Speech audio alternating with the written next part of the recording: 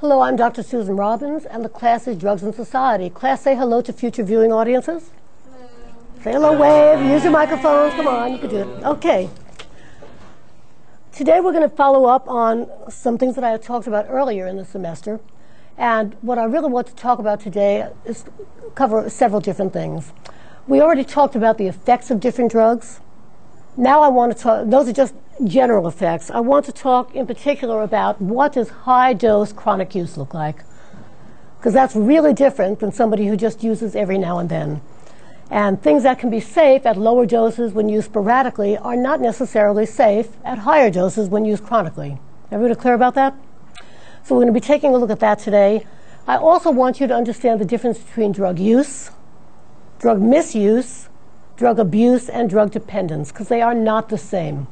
I'm going to be talking about that, and the second half of class, Cherie A. Hart is going to be talking about dual diagnosis, and I'm going to give you what I call a common sense definition. She's going to give you the DSM definition of drug abuse and drug dependence, and you're going to see how they somehow dovetail. There are changes coming up in the DSM-5 when it comes out that are going to get closer to my definitions that I use. So any questions before we get started? None. Okay, and the other thing I wanted to address also today are some of the questions that I've had on the Blackboard. There was a question, who asked the question about marijuana and why there are no deaths? Okay, everybody have their name tags out? Okay. So I'm going to be talking about some of the questions that I've had on Blackboard that I think future viewing audiences are going to want to know as well. So let's start with some very basics. To the PowerPoint, please. We're going to be talking about risks that are associated with chronic and high-dose drug use. Stay on the PowerPoint. And let's take a look, first of all, at alcohol use. Let's take a look at alcohol use. And I think many of you already know this. There's a difference between just drinking and drinking dysfunctionally, drinking to the point that you're going to pass out, or drinking regularly, steadily, chronically. When people drink chronically, here are some of the effects. It can cause high blood pressure, heart attacks, heart arrhythmias, and cardiomyopathy. And that cardiomyopathy is a disease of the heart muscle. And what causes this? Lots and lots of alcohol. Not just drinking every now and then, but lots and lots of alcohol chronically. I think most of you already know liver damage. Liver damage typically occurs in 3 irreversible stages, and this is real important because it's irreversible. Once you get on the road to liver damage, there's no way of reversing it. It starts with a fatty liver, progresses to hepatitis, alcohol-induced hepatitis. You can get hepatitis other ways as well, but this is an alcohol-induced hepatitis, and ends up with cirrhosis of the liver. And again, once you start on this progression, as far as we know, this is irreversible. Another thing that drinking lots and lots of alcohol too frequently can cause is inflammation of the mouth, the esophagus, stomach, and the small and large intestines. Not a very pretty picture. Very importantly, we talked about this a little bit earlier, chronic alcohol drinking at high doses. Here we're talking about people who are drinking daily. Large amounts of alcohol every day eventually end up with essentially brain damage. You have 2 different syndromes, or the related syndromes, Wernicke-Korsakoff syndrome, which actually leaves people with practically no memory, the inability to function, and extremely, extremely impaired. Back to the PowerPoint. Other things that heavy drinking can cause in some people is increased aggression and antisocial behavior. You know, some people are happy drunks, other people are angry drunks. And particularly when you try to tell somebody who's drinking all the time not to drink, they're going to get pissed off at you. Or you try to point out that the drinking is a problem, and if they don't think so, they're going to get mad at you. It can also cause depression. And back over to me, as we've talked about earlier, late-stage alcoholism is usually typified by serious, serious physical dependence associated with withdrawal that can be life-threatening. And that's probably because we talked to, Dr. Skolnick talked a little bit about the receptors. Anything that works on GABA receptors and is then withdrawn can cause people to go in their body to go into shock. And they can die. So these are, again, this is not just taking a drink every now and then. This is not even binging one time and getting so drunk that you pass out. This is chronic. What do we mean by chronic? Something that is ongoing, right? Prolonged high doses, and we talked about dose last time, right? Large amounts of alcohol. And typically what you see, how many of you have either experienced alcoholism in your families or with friends or with neighbors or colleagues or in your clinical practice? What are some of the things that you see? Matt? Well, like at Healthcare for the Homeless, I mean, you see people who, with their alcoholism, have a variety of symptoms like hepatitis. I see that quite a bit. Also, people who just haven't really taken care of themselves. I mean, they're malnourished, you know, and the things that go with that, maybe they're missing their teeth, and you definitely see some neurological damage. I mean, I can't be real particular about it, but when you're talking with somebody who's been drinking for 35 or 40 years, they're just not all there. They're not all there. Their memory is pretty much shot to hell, yes? And many times they can't even function as a normal person would. Anybody else have experience with that? How did the rest of you get away so lucky?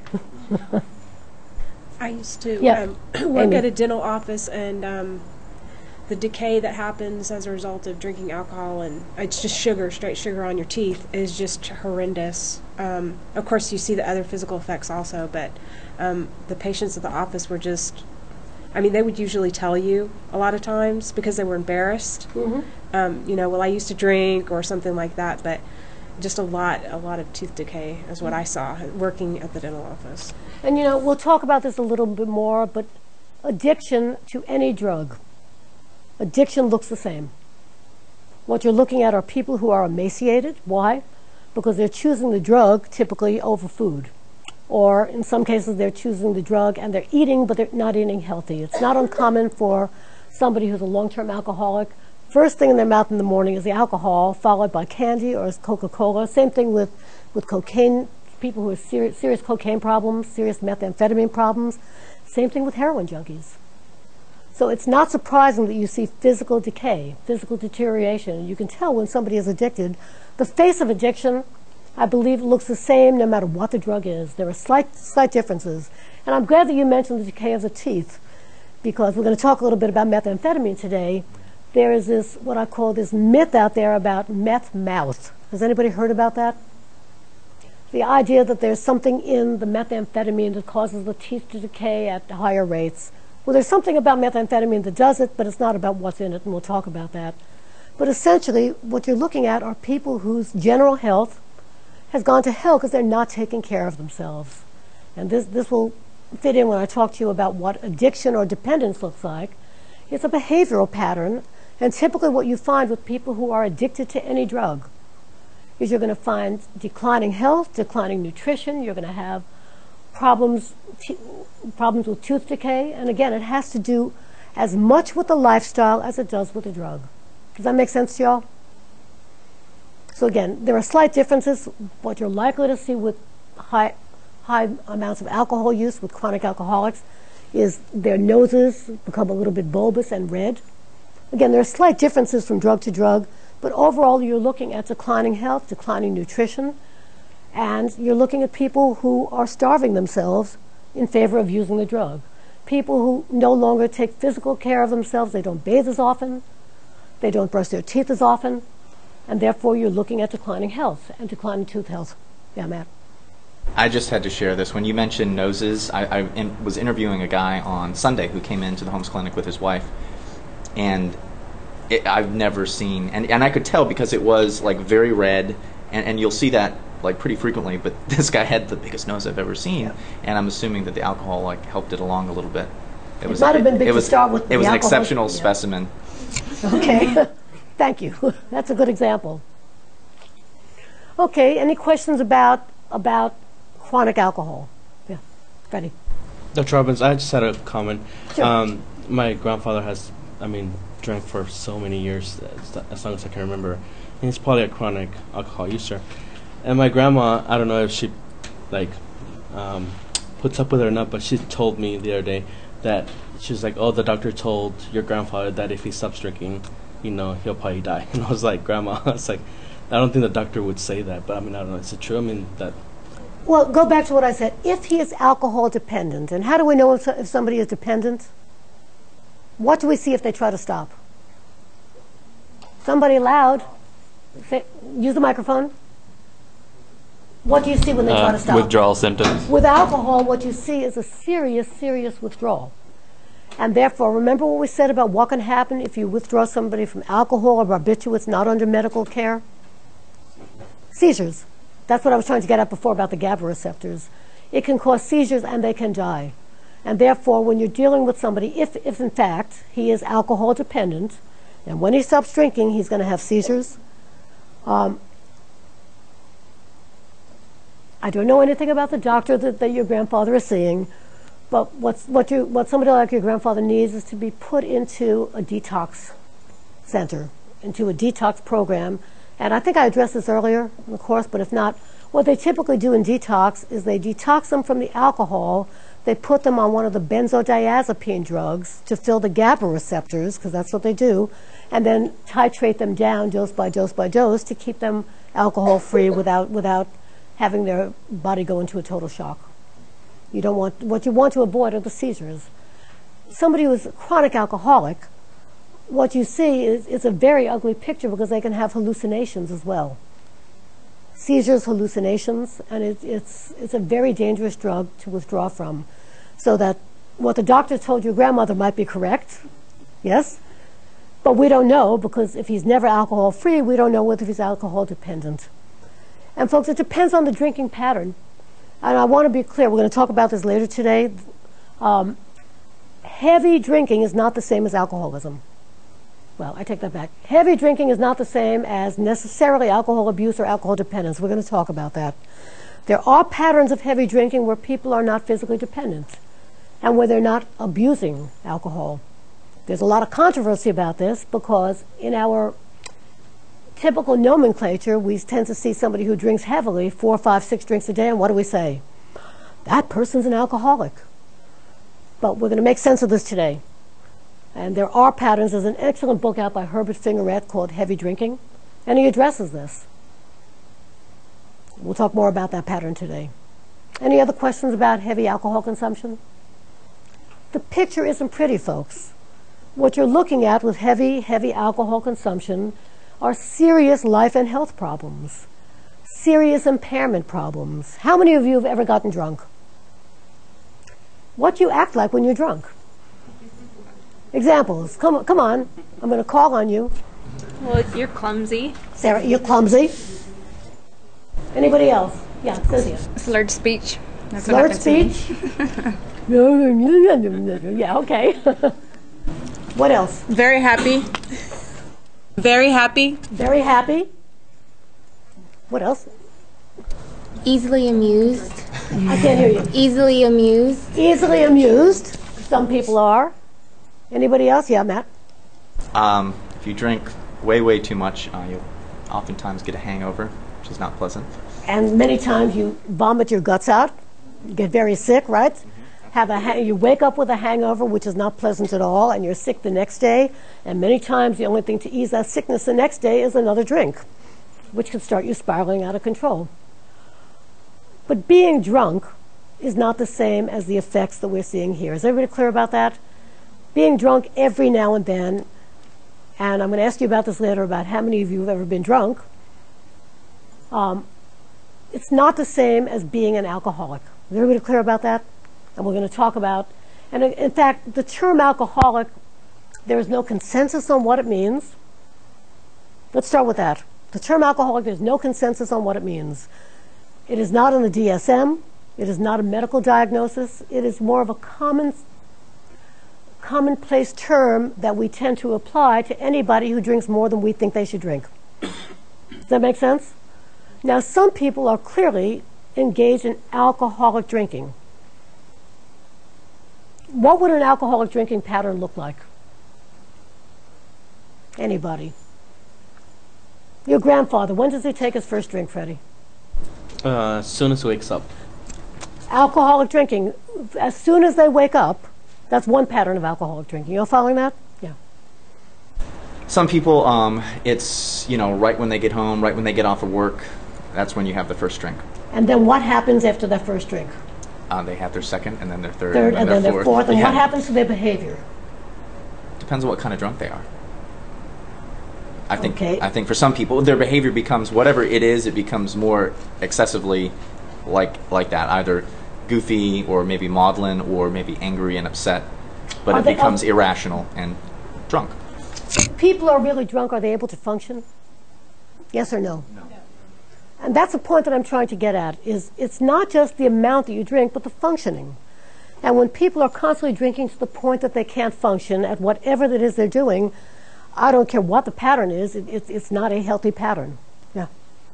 I have a question because I've kind of heard this, but not necessarily. I've never read it in something that's like scientific, but I've noticed with one person in particular that I know who I would say is probably alcohol dependent, that when they would drink, like within even the first couple drinks, the way that they would behave would remind me of someone who had drank considerably more than just one or two drinks.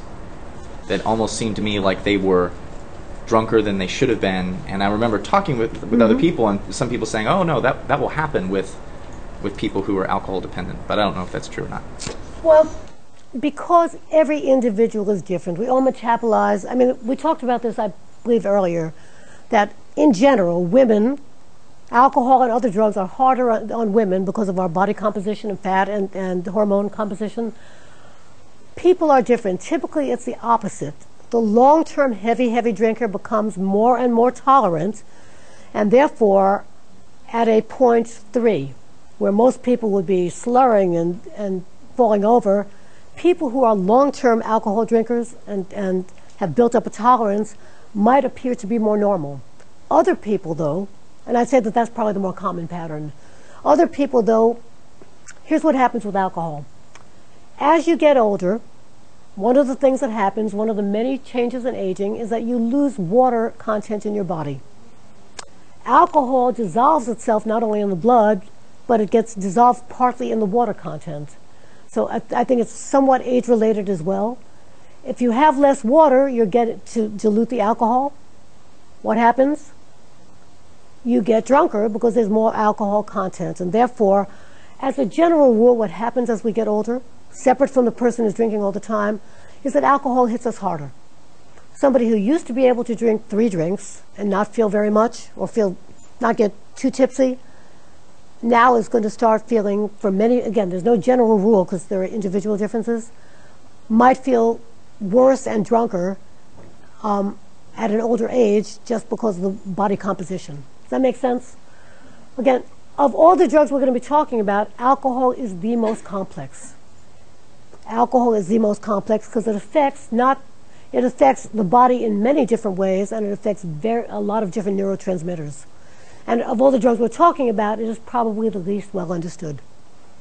So in answer to your question, yes, that's possible, but the opposite is possible as well, in that if you have an increasing tolerance, what happens is you could take higher doses of alcohol, in other words, drink more in a short time, and not show the effects as much as somebody who drinks less, just simply because of tolerance. Does that make sense to you all? Okay, let's move on and take a look at high-dose cocaine use. To the PowerPoint. Okay, I'm going to talk about stimulants in general.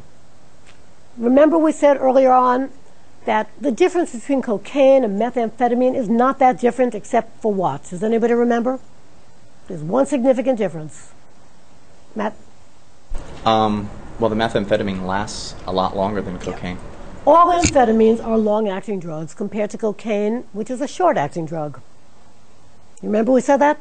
One of the big liabilities of cocaine is that it only lasts for, at max, 15 minutes. 30 minutes for you count getting high. And if people shoot it or they smoke it, it lasts for much less. So therefore, cocaine and the amphetamines, and this, by the way, would include ecstasy as well, because ecstasy, if you remember, is partly amphetamine-based. It has many of the effects of amphetamines. So you're going to find some similarities in high-dose use, but there are also some subtle differences. So as we take a look, one of the things that happens to people is that they tend to binge on cocaine. Cocaine is unlike any other drug in that people can buy a whole bunch of it and say it's going to last the weekend, and it's gone the first night. And why is that? Because use the microphone. Because it has such a short duration. Yeah, it wears off. And I don't know of anybody who's trying to get high that wants a 15-minute high or is happy with that. And therefore, and I'm going to show you as soon as we finish this, I'm going to show you on the pad, which I couldn't show. I was trying to wave with my hands last time, which looked a little bit ridiculous. I'm going to show you on the pad what it looks like. But just remember, all of the stimulants, meaning cocaine, not all of them, the stimulants of cocaine, all of the amphetamines, and to some extent ecstasy have similar problems, not identical, but similar problems when you engage in high-dose use. So let's take a look at cocaine first. Binges, and that's what people do. They binge. They do the drug. They continue. They binge on it. They do it over and over and over until there's none left. And then what happens? Matt. Time to get more cocaine. Well, if they run out of money. Yeah, time to get more cocaine if they can. But if not, they crash. They go to sleep. The same thing happens. The same thing happens on methamphetamine, any amphetamine, and the same thing happens on ecstasy. You're following that? So when we talk about binges, it's people repeatedly doing the drug over and over and over, and I'll show you why that's important with cocaine. What you tend to find with high-dose chronic use is irritability, restlessness, anxiety, and paranoia. You're not going to see this on low-dose cocaine use. You're going to see this with high-dose use. Again, these are the liabilities of high-dose chronic use. And in this case, we're talking about binging, when people binge over and over. What you're also likely to see with really high-dose use is erratic and violent behavior. And you may see, at the extremes, a full-blown paranoid psychosis. Again, this is not your typical cocaine user, but those who are involved in high-dose binge using. And when people have paranoid ideation, they can get pretty agitated over all kinds of things that they believe and see that you don't. You all following that? The other thing you can see physically with cocaine is tremors. Not just any use, but we're talking about high-dose chronic use. Tremors, vertigo, and muscle twists. Not uncommon. Yeah, Matt. Away from the PowerPoint? With the muscle twitches, can people get nerve damage, like where they have, after high dose, prolonged use, addiction, all that, or can they get to the point where even after they've stopped using it, they can kind of almost be like in pain, like have pain, like phantom pain? Is that a possibility? Because it seems like, okay, this is horrible. I saw the E! True Hollywood story about Corey Haim, one of the Coreys. I grew up on the Goonies, so there you go. But anyways, they were interviewing him, and he was a long-time cocaine addict. And it was a really I felt dirty even watching it, and afterward, it was just really depressing, because he was talking, and it was like the whole time he was just kind of like, he had these twitches, and he was just like, yeah, they said this is just something I was going to probably have to deal with, and then he kind of talked about having like nerve pain, basically. Do you remember the list of adulterants I gave you? Everybody remember the list of adulterants? A lot of the problems that we see from illegal drugs might be due to the drug itself, but in this case it's probably due to the crap that it's adulterated with. But this is something that you typically see with very, very high dose use, chronic use, and chronic binging, chronic binging. It's hard to tell exactly what is causing the twitches. And I would guess that it is possibly related to the stuff that it's cut with. Because there are all kinds of toxic things that cocaine gets cut with. Again, it gets stepped on and cut so many times down the distribution chain that by the time it gets to the street, there could be poisonous elements in that. Does that help? questions about cocaine? Back to the PowerPoint.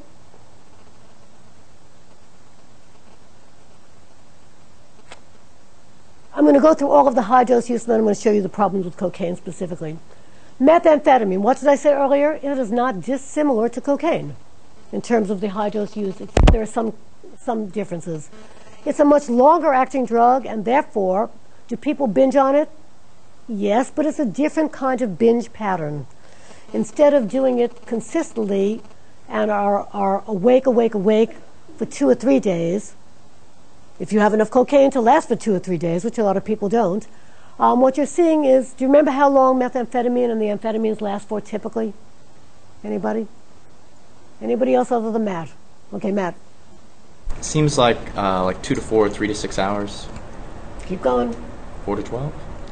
More like 6 to 10 to 12 hours, depending on the amphetamine. The newer generations of amphetamines, like Adderall, do not last as long. The older generations that are still prescribed, and remember, when we're talking about methamphetamine, today's use is not the legally prescribed or illegally gotten use. It's not pharmaceutically based, and therefore you also have all the other crap that's in it, very toxic stuff that's used to make it. Typically what you're looking at is 8 to 10 hours of being high. So people, when they binge on methamphetamine, they usually binge, if they have enough drug, for several days. They might binge for 2, 3, 4, 5, 6 days, and then when they run out, or they're just so wired that they've got to go to sleep, because look at what else you're looking at, sleep deprivation. And we know that that causes all kinds of nasty things as well, right? Yeah. Right. I worked with some kids in Georgia who were meth addicts, and I know one of them had told me that, one time he was up for almost 2 weeks. Yep. He just kept using, and I know after 24 hours just without sleep, that can cause hallucinations. So I can't imagine what that was like, not even looking at the drug, but just being up for that long. And the problem is, when they're up for that long, they not only are under the effects of the drug, but they also have sleep deprivation, but the drug keeps them awake so they don't get tired. And therefore, let's go back to the PowerPoint. What we typically see is insomnia, right? On this drug, people can get angry and violent, because again, you're not talking about being awake, excuse me, for several hours. Many times it's several days, and in extreme cases, a week or two. Absolutely. So what you can find is violence, anxiety, confusion, definitely paranoid psychosis. You start believing things that just simply are not true. On this drug, you can also get auditory hallucinations, where people start hearing things. They're not only believing things that are not true, and people are against them, people are out to get them, but auditory hallucinations. You see mood disturbances, and they can have delusional thinking. You take them off the drug, and this goes away. Because of the paranoid ideation, it is not uncommon to find either suicidal or homicidal thoughts. Again, we're talking about the extremes. We're not talking about the typical user. Is everybody clear here? That this is high-dose chronic use. So this is what I'm going to call the very ugly side of methamphetamine. The pretty side is that it has some positive benefits, but with some liabilities. This is the really ugly side of it. Okay, next slide. And first, any questions about methamphetamine? Does the same thing as cocaine, almost identical, not 100%. Cocaine works a little bit more on dopamine, and therefore you get a little bit more of a euphoria. But essentially the drugs do very similar things. They work on the same receptors. Yeah, Ashley? What's the mortality rate like amongst the amphetamines, cocaine, meth, those things? Do you remember the figures that Dr. Skolnick put up on the board? Very, very, very low fatality rates. Between 2 to 5,000. At the height of the cocaine craze, the crack craze, I'm sorry, in the 70s and 80s, that number went up a little bit. But there aren't that many deaths, and that's simply because these drugs can they cause death? The answer is hell yes. Can they cause death? Because what does it do? Remember, it speeds up your heart, and particularly for people that might have undiagnosed heart problems, what would be a typical dose that wouldn't hurt somebody else can hurt somebody with an undiagnosed heart problem and kill them. Would some of that still be misunderstood because by the time they're exhibiting these severe symptoms, be it with the heart, be it with other issues, would easy to be diagnosed in these other categories as, oh, well, that problem caused death rather than the drug use caused B, no, caused C, what they're caused D. what they're going to do when somebody dies, and it's an unusual death, in other words, not from old age, they're going to do a drug tox screen, and what they're going to find is the cocaine or the methamphetamine, and they're going to say, this is what did it. And very often what we find after the tox screen, when they get to the autopsy, they find that there was a heart condition that was not previously diagnosed. So again, it's not just the use, but it's also the dose. It's the chronicity. Does that make sense? So it would be very unusual for them to just blame it on a heart problem and not find the drug. Like a liver problem, for example, because there's a lot of people that die with liver problems that aren't heavy drinkers. There are lots of things that can cause liver problems, but if somebody is a long-term alcoholic, in other words, heavy alcohol consumption, prolonged, they're going to know it before they die. Medical professionals, it's going to be really clear. Does that make sense? I mean, folks, when people are, how many of you have been around long-term alcoholics, other than Freddie, who has been around his grandfather? Is there any way you could miss that? Because what are the behaviors you see them engaging in? Other than drinking. Other than drinking. Well, they're drinking all the time. Let's start with that. Particularly people who are alcohol dependent. And again, that's why I don't like the term alcoholic, because it encompasses a variety of sins of drinking that are not all the same. But what you see is that they are constantly drinking. What else do you see? Yeah. I mean, Sarah. in particular, they, in spite of all the medical problems, I mean, you know, my father drinks a lot. Haven't quite determined based on your definition if he's an alcoholic, but in spite of medical problem after medical problem, doctors telling him this is going to kill you. They don't stop. It doesn't matter. So, you know, he's going to, you know, they're going to do what they want to do. They're going to continue to drink in spite of anything that happens to them or the people around them. And we're going to talk about that when we talk about drug abuse and drug dependence. What you see is changed behavioral patterns. Many times people start sneak drinking. As you pointed out, first thing in the morning. When people, the first thing in the morning that they go for is the alcohol, folks, you know you've got a serious alcohol problem. Because the average person won't do that. Yeah, Matt. I have a close friend in Austin who actually just went into treatment, but he had started to drink rubbing alcohol. So it was like, you know, I was talking to his brothers, and I was like, this is not good. I was like, this is a red flag. If this is going on, like, this is taking it to a level, or Listerine, or, you know, anything that has alcohol yeah, content. anything that, you know, not deodorant, but perfume, or like cologne, like just crazy stuff like that. Yeah, trying to get the alcohol out of that. Whether there's alcohol in it or not is irrelevant, but they're trying to. You see very big changes in their behavioral patterns. So I think, in answer to your question, I think it would be uncommon for them to find liver cirrhosis and not know that alcohol was involved, because you've got a long-standing behavioral pattern before you get to cirrhosis.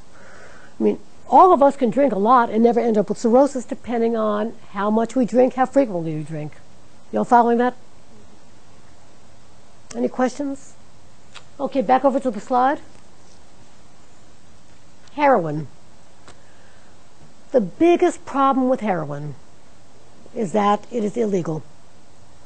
And because of that, the crap that's adulterated, this is very scientific, the crap that it's adulterated with, right, causes serious problems.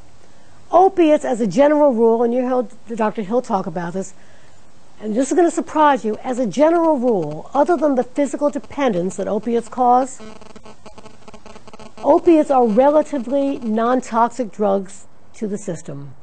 They don't cause brain damage. They're not toxic to the brain, not toxic to the liver, not toxic to the kidneys, not toxic to bodily organs. Heroin is different. Why? because it's illegal and it's adulterated. Is everybody clear about that? Any questions about it? Does that surprise you? That there's very little toxicity with most opiates. Heroin is illegal, and because it's so highly adulterated with all kinds of garbage, it poses a different problem.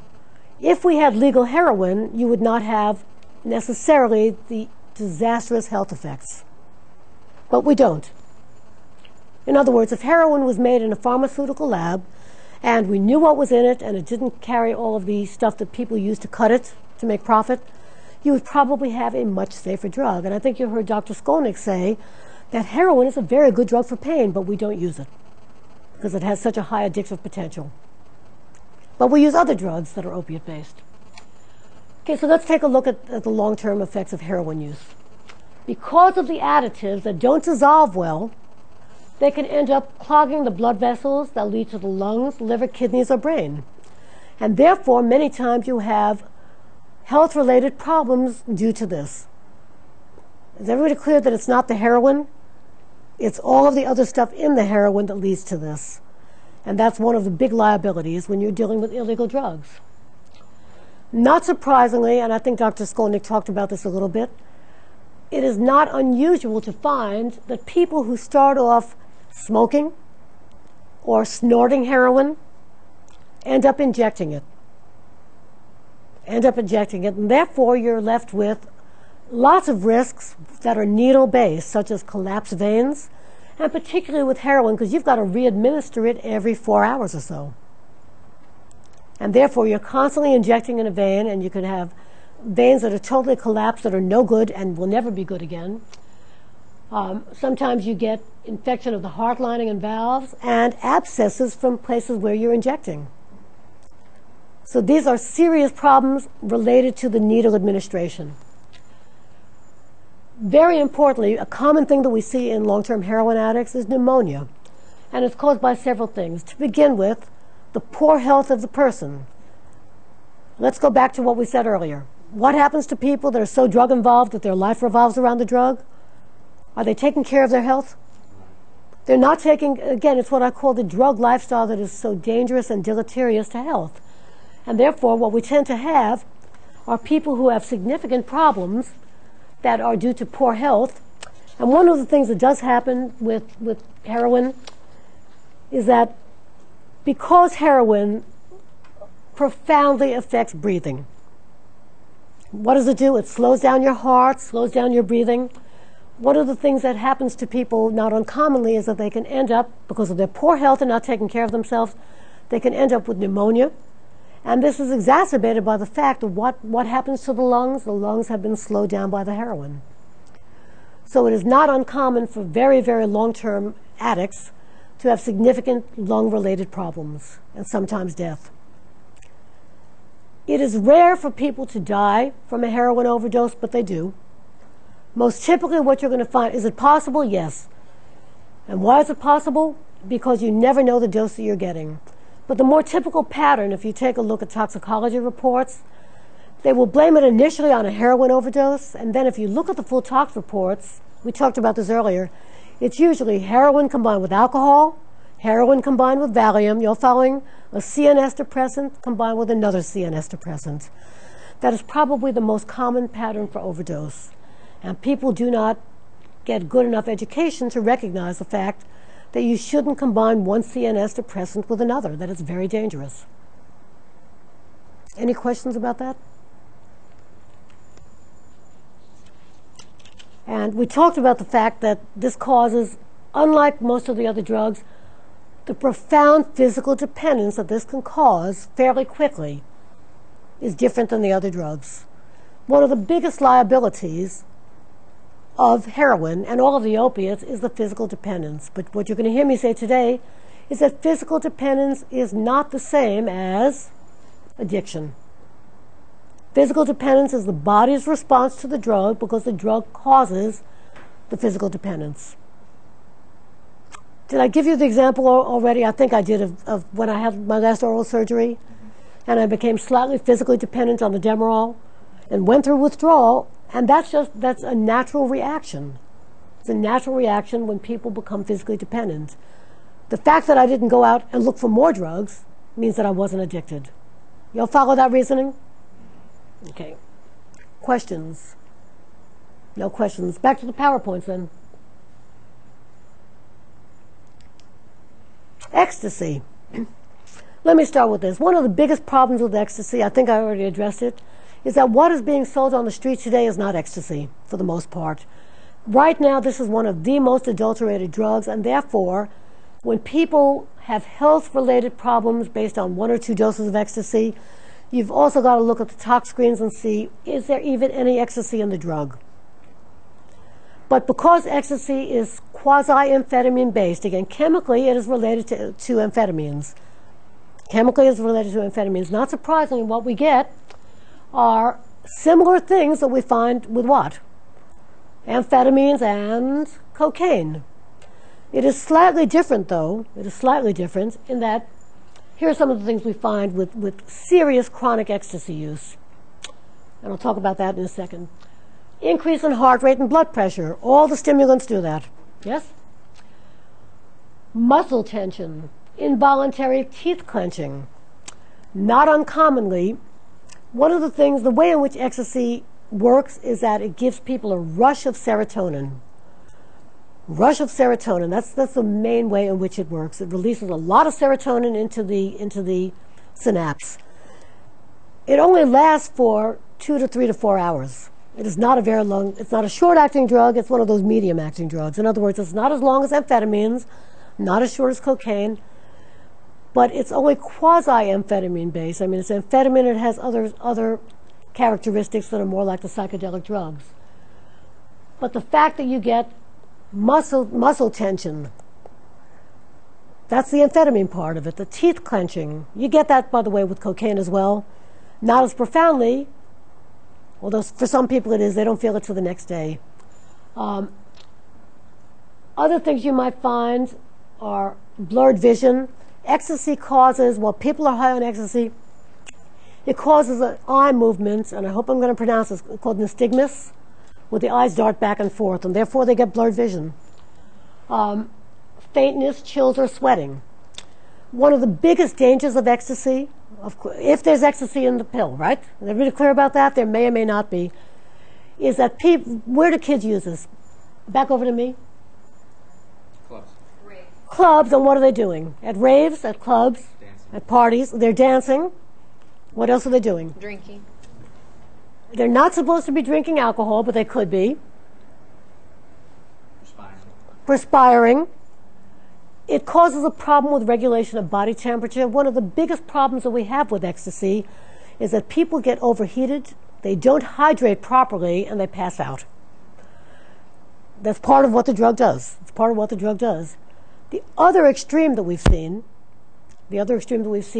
are people, kids who say that they're very ecstasy aware. If you go on some of the ecstasy chat boards, and there are ecstasy chat boards, I will give you the URL to that on Blackboard. You can see all of their discussions about how to make the ecstasy high better. And if you go on the ecstasy chat board, you're going to see all kinds of suggestions, some of which are really sound scientifically, and some of them simply are not. Some of them are what I call the drug propaganda. And typically what you're going to see are people who do not hydrate properly, and they pass out and their body gets overheated. The other extreme is that they take in, I started to get to this, those who are very ecstasy aware are aware that they need to hydrate with water, and guess what they do sometimes? Drink too much. Use the microphone. They drink too much. They drink too much water, and did you know you can die from an overdose of water? Let me see a raise of hands. How many of you knew that you could die from too much water? It throws your electrolytes out of balance, and therefore some people, in trying to overcompensating for the heated body temperature under the hot lights and dancing, will drink too much, and we have a handful of deaths, not from the ecstasy, but from drinking too much water. The lucky thing about... We should regulate that. What? We need to regulate. We regulate water, that's water. right. Schedule 1. It's a very, very dangerous substance. But yet it's a necessary substance, whereas ecstasy is not. Yes? Okay. So what we tend to see, and luckily with ecstasy, when people stop taking the drug, most of these are reversed. There are some ecstasy-based deaths. They are not very common. They are not very common. But you can die from an overdose of just about everything except marijuana, and we're going to come to that. Everybody clear about that? But it's extremely rare. It's extremely rare. And today, the clinical picture that you see with ecstasy is that, first of all, most of what is out there is not ecstasy. If you go to dancesafe.org, the words dance and then safe, one word, .org, they have a link to a place that does testing of ecstasy drugs. And you would be amazed at the kinds of things that get cut into ecstasy. And sometimes the pill that you're buying, what they do, and there are people that actually test, what happens is kids are encouraged to, or ecstasy users, they could be adults, are encouraged to send in samples of the ecstasy to have it analyzed, and they will post what is in the drug. And whether it's reactive, there are all kinds of ecstasy test kits out there, but they don't tell you the same thing, they don't give you all the information. So you can take a look at dancesafe.org and find out exactly what today's ecstasy is cut with, and many times there might be no ecstasy in it at all. It could be heavily laced with cocaine, with methamphetamine, and with other drugs, GHB. Not uncommon. So the biggest danger with ecstasy, and particularly high-dose ecstasy use, is you don't know what you're putting in your body. The one finding, and this is contested, I mean, this is a really contentious issue that they're looking at, is whether or not ecstasy causes brain damage. Whether or not it causes brain damage. I would say that in most cases it probably does not. If people are using what I'm going to call I'm trying to put this nicely, what we know to be a therapeutic dose. Therapeutic, and we know what that is, by the way. We do know what that is. Before ecstasy was made illegal, it was used a lot by psychiatrists and therapists on the West Coast to help people process emotions and become empathic to each other. So we know what a clinical dose is. It is unlikely that even repeated doses in clinical amounts are going to cause significant problems. However, when you take a look at the way kids use ecstasy, they're out in the clubs, they're dancing. As you point out, Monica, they might be drinking as well. And they're taking multiple doses in one night of a drug of unknown substances, an unknown quantity. And therefore, you can have significant problems. One of the findings that they have found, research findings, is that, and this is a scans of brains of long-term ecstasy users, not the kids who are partying, they find that the serotonin receptors in the brain are pared down. So we see brain differences in long-term ecstasy users, not the kids who are partying, but long-term dedicated ecstasy users. So what does that mean? Matt? Well, if you have damage to your serotonin receptors, or if you don't have as many serotonin receptors, what that means, I think, clinically, is you have a much greater chance of being clinically depressed forever. That's what they're predicting. And yet, of the ecstasy users that they do these brain scans on, and it's proof positive that their brains are different. Of course, we did not have before and after, we only have after. But even so, let's accept the fact that they have less serotonin receptors in their brain. What we are not seeing are clinical differences. We're not seeing the depression, and this is years later. We're not seeing all of the drastic effects, behavioral effects, that they predicted would happen to these folks. So what I'm going to say, in my opinion, the verdict on ecstasy is out because most people are not using this drug the way the initial users did. Today it's kids using multiple doses of God only knows what substances that might have a profound effect on the brain. So in my book, the verdict is out because of the use patterns, that it's not safe, relatively safe clinical doses. It's multiple doses of unknown substances that are in street ecstasy. Back in the 1980s, when ecstasy first became popular, we did not see the kinds of problems that we are seeing today. We simply did not see them because it was a different user. It was a different user. The minute it hit the rave clubs, that changed. And as we know, kids are invulnerable, right? Teenagers? Yes? Nothing can ever happen to them. They're not going to die. They're not going to get sick. And the truth is they see so in the here and now, there are so few deaths, so few emergency room visits that are really based on ecstasy. They might find ecstasy in an emergency room visit. Somebody might say that they've used that. Kids look around and they say, well, this is a safe drug, whereas in fact, the way they're using it is not particularly safe. That makes sense to y'all? So what I'm going to say is the verdict is out on long-term ecstasy use, particularly the way kids are using it today. There is some very good research that has been funded and going on in the United States on ecstasy. A group called MAPS, Multidisciplinary Association for Psychedelic Studies, you can look it up, maps.org, has gotten government approval, and there are research protocols taking a look at ecstasy use to ameliorate psychiatric problems. And they're coming up with very, very good positive results, but these are very carefully constructed research experiments in research laboratories with pure ecstasy in a given dose. Y'all following that? And it's not kids out partying and taking multiple doses and drinking and God only knows what, doing what else. Yeah. So is that study, so it's just with psych patients? Well, there are two studies, and I would urge you to take a look at the MAPS website to take a look at what they are.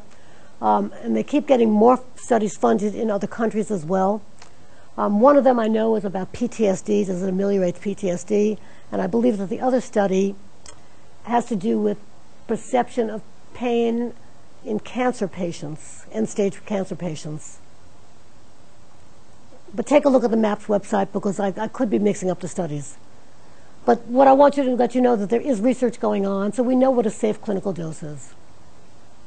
Okay, back over to the PowerPoint. And I'm going to go probably a little bit over the hour. Let's see. So again, when I say possible decrease in serotonin receptors, you've got to remember that the brain is very, very flexible and resilient. We talked about that, yes? And the reason that we don't see rebounds and in the serotonin receptors in many of these long-term ecstasy users where we have the brain scans, they continue to use the ecstasy. So we don't know yet what happens when people stop. Okay, our favorite drug to talk about, marijuana. Somebody asked me on WebCT discussion board, Blackboard. We moved to Blackboard. Back to me for a minute or two. Somebody asked me, remember Dr. Skolnick said 0 deaths on marijuana. And somebody said, I guess you asked me, Eric, how do we know that there are 0 deaths? Let's think about that for a minute. Given the fact that there are more marijuana users than any other drug or all other drugs combined, we're talking about millions and millions of users, one would expect, first of all, if it's a drug that could cause death, we'd be seeing a lot of it, right? Yes or no? Yes. And yet, we have not been able to document a single death due to marijuana. And there's several reasons for this, several reasons. The first is marijuana itself, it's impossible to, I shouldn't say impossible, it's almost impossible to overdose. In laboratory studies, they can produce death. Remember we talked about the LD50? Lethal dose at which 50% of your test animals die. Dr. Robison, who's going to be here later in the semester, I've asked him to talk about his initial experiments with marijuana and laboratory animals. We know, by and large, that the way people smoke pot, it simply does not cause death. There is no dose that people smoke that no matter how chronic they are, that can kill you, because marijuana does not act on the same receptors as the other drugs. Does that make sense to begin with? Okay, so the next thing we're going to look at is the amount. We know that we have lots of deaths from cigarettes. Do you remember the figure that Dr. Skolnick gave you? How many deaths from cigarettes annually, more or less? A little bit less than 500,000, between 400 and 450,000 deaths from cigarettes. Here's the big difference. Nicotine is a short-acting drug, yes? A nicotine high does not last very long, and therefore people who smoke cigarettes have to constantly puff on that cigarette, and he showed you a dose curve diagram, right? That when people get up, let's go over to the tablet for a minute. I'm going to move over here and show you the difference. Yeah, wireless connection. Let's get rid of that.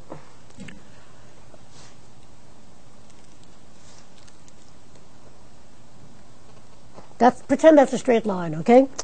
When people smoke cigarettes, and this is nicotine. They wake up in the morning. Do you remember his? People tend to self-titrate. You're following that? They don't want too much, they don't want too little, and they will puff on that cigarette until they get the amount that they want in their brain until they go to sleep. That's a lot of smoke being inhaled. You're following that? Okay, here's what marijuana might look like.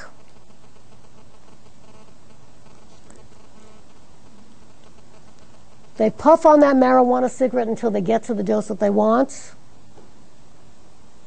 And because marijuana lasts how long? Anybody know? More or less? 2 to 3 hours. 2 to 3 hours. They don't have to keep puffing on, they don't have to keep puffing on the cigarette. Here, every time you see this, that means that they're puffing on that cigarette and taking more and more and more smoke into their lungs and into their body. You're following that? And therefore, it's simply the amount of smoke that people smoke in cigarettes that causes the serious lung disease and cancers. Theoretically, could marijuana cause that?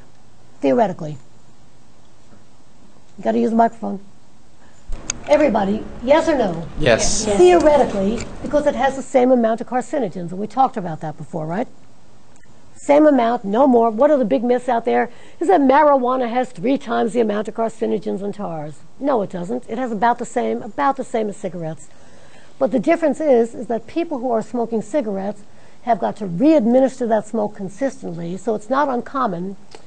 I have not had a cigarette since, 1972, but when I was smoking, I was a 3.5 pack a day smoker. What that meant is that I was constantly puffing on that cigarette, taking more and more smoke into my lungs and body. Even the heaviest marijuana smokers do not consume that amount of smoke. Does that make sense to y'all? Yeah, you had your hand up, Sarah.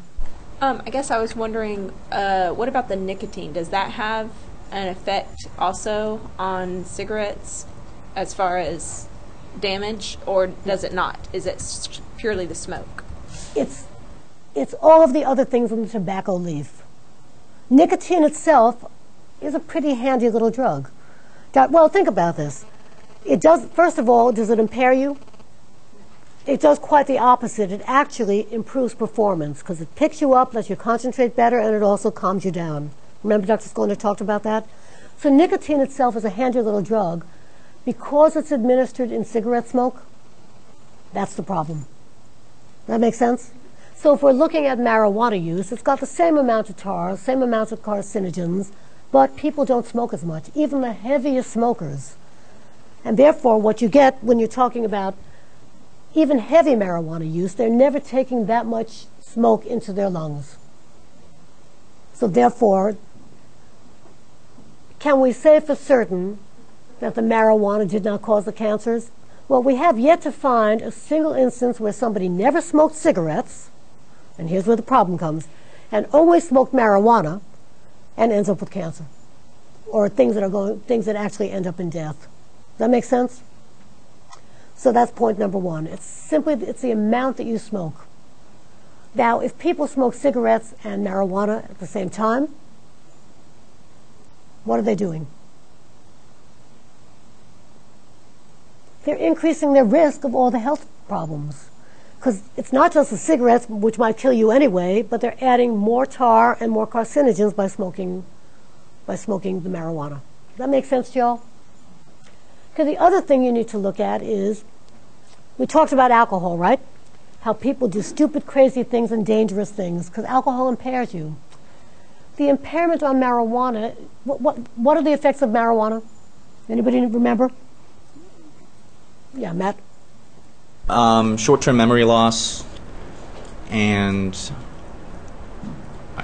well, I know that's one of the big ones, and yeah, short-term memory loss is what I can tell about. The typical, there's a problem with, and it's not so much short-term memory loss, it interferes with the ability to form memory.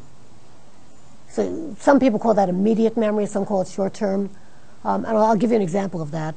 What else? People tend to get a little bit drowsy, and then we said there are lots of other subjective effects, right? So therefore, do people get very impaired on marijuana?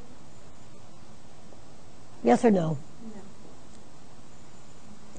You got to use the microphone. I say no. Anybody say yes? Because if so, I want to know what marijuana impairment looks like. Does marijuana make you do stupid, dangerous things, by and large? I think people might get impaired, but I don't know that people do stupid, dangerous things. I mean, most people who are high want to sit around and maybe eat some ice cream or watch SpongeBob SquarePants or something. You know, Okay. They're not going to get into a fight. They're not going to go drive a car 90 miles an hour. They don't do like ridiculous behaviors, Yeah. but they are impaired. In what sense? Well, I mean, I think if someone who was really high sat down and was like, okay, well, let's take a, like a driving safety test, or let's do some fine motor skills, I don't think they would be as good as they could be if they weren't high. Okay, so there is some impairment, and we're going to talk about that kind of impairment. But it doesn't cause people to do the stupid, dangerous things that alcohol and some of the other drugs do. It doesn't make you violent. We looked at cocaine, we looked at methamphetamine. That can make you do stupid, crazy things that are actually deleterious to your health and put you at risk. Marijuana simply doesn't do that, and therefore, you're not likely to see people dying from doing violent things and dangerous things. So again, you're taking a look at not just do they use the drug, but how does the drug affect their behavior? How does the drug affect their behavior? Yeah, Ashley? Recently, I've heard a lot about athletes that were tested positive for marijuana in their systems, and of course it's not any kind of sport enhancement, but it's still, I guess they're getting popped for it because it's an illegal substance. But there have been athletes known to still smoke regularly marijuana and perform. The debate, I guess, what are your thoughts on it? Because I've seen some athletes recently, the thought was, oh, the fighter is, it makes him numb, so therefore it's not fair for him to have marijuana in his system because the other athlete didn't have the same chance to be numb from all the punches. Well, I would be very surprised if people fought while they were stoned. The problem with marijuana and marijuana testing is that marijuana lasts, because it can impair you. I doubt that they're using it while they're fighting or doing athletic events. The problem with marijuana is that unlike other drugs, marijuana lasts in your system a very long time in urine tests. The metabolites of marijuana deposit themselves in your fat cells, and depending on your pattern of use, you can test positive if you haven't used it in a week. You can test positive if you haven't touched it in a month. So if people are using it, for example, to chill out at night, and then they get themselves straight, and 2 days later they're fighting, they're not going to feel the effects of the marijuana, but it'll still test positive. Does that make sense to you? Yeah, I mean, I'm not saying that could never happen, but it certainly does, as we're going to see next. It slows reaction time. And therefore, I think people who need to be at their peak performance usually are not stoned when they're involved in sports. They might use it to chill out at night. They might use it for other reasons. They might use it for partying. But the marijuana is going to test positive if they use it with any regularity because, unlike the other drugs, it deposits itself in fat cells. So let's go back to the PowerPoint for a minute or two. And let's talk about what the effects actually are of marijuana. PowerPoint? Okay. It definitely has immediate effects on short-term memory. I wouldn't call it short-term memory loss. I jokingly say to people, duh, that's why we call it dope. You could start off in the middle of a sentence and say, well, I want to go out and I want to go out and do this and that, and then you get sidetracked into another conversation and you forget what you're going to do. But then you remember when somebody reminds you. You're following that, so it doesn't affect long-term memory. It's probably not a good idea to study for a test when you're stoned on marijuana. That makes sense to you? Because it interferes with the ability to form memory. It also affects motor coordination and reaction time.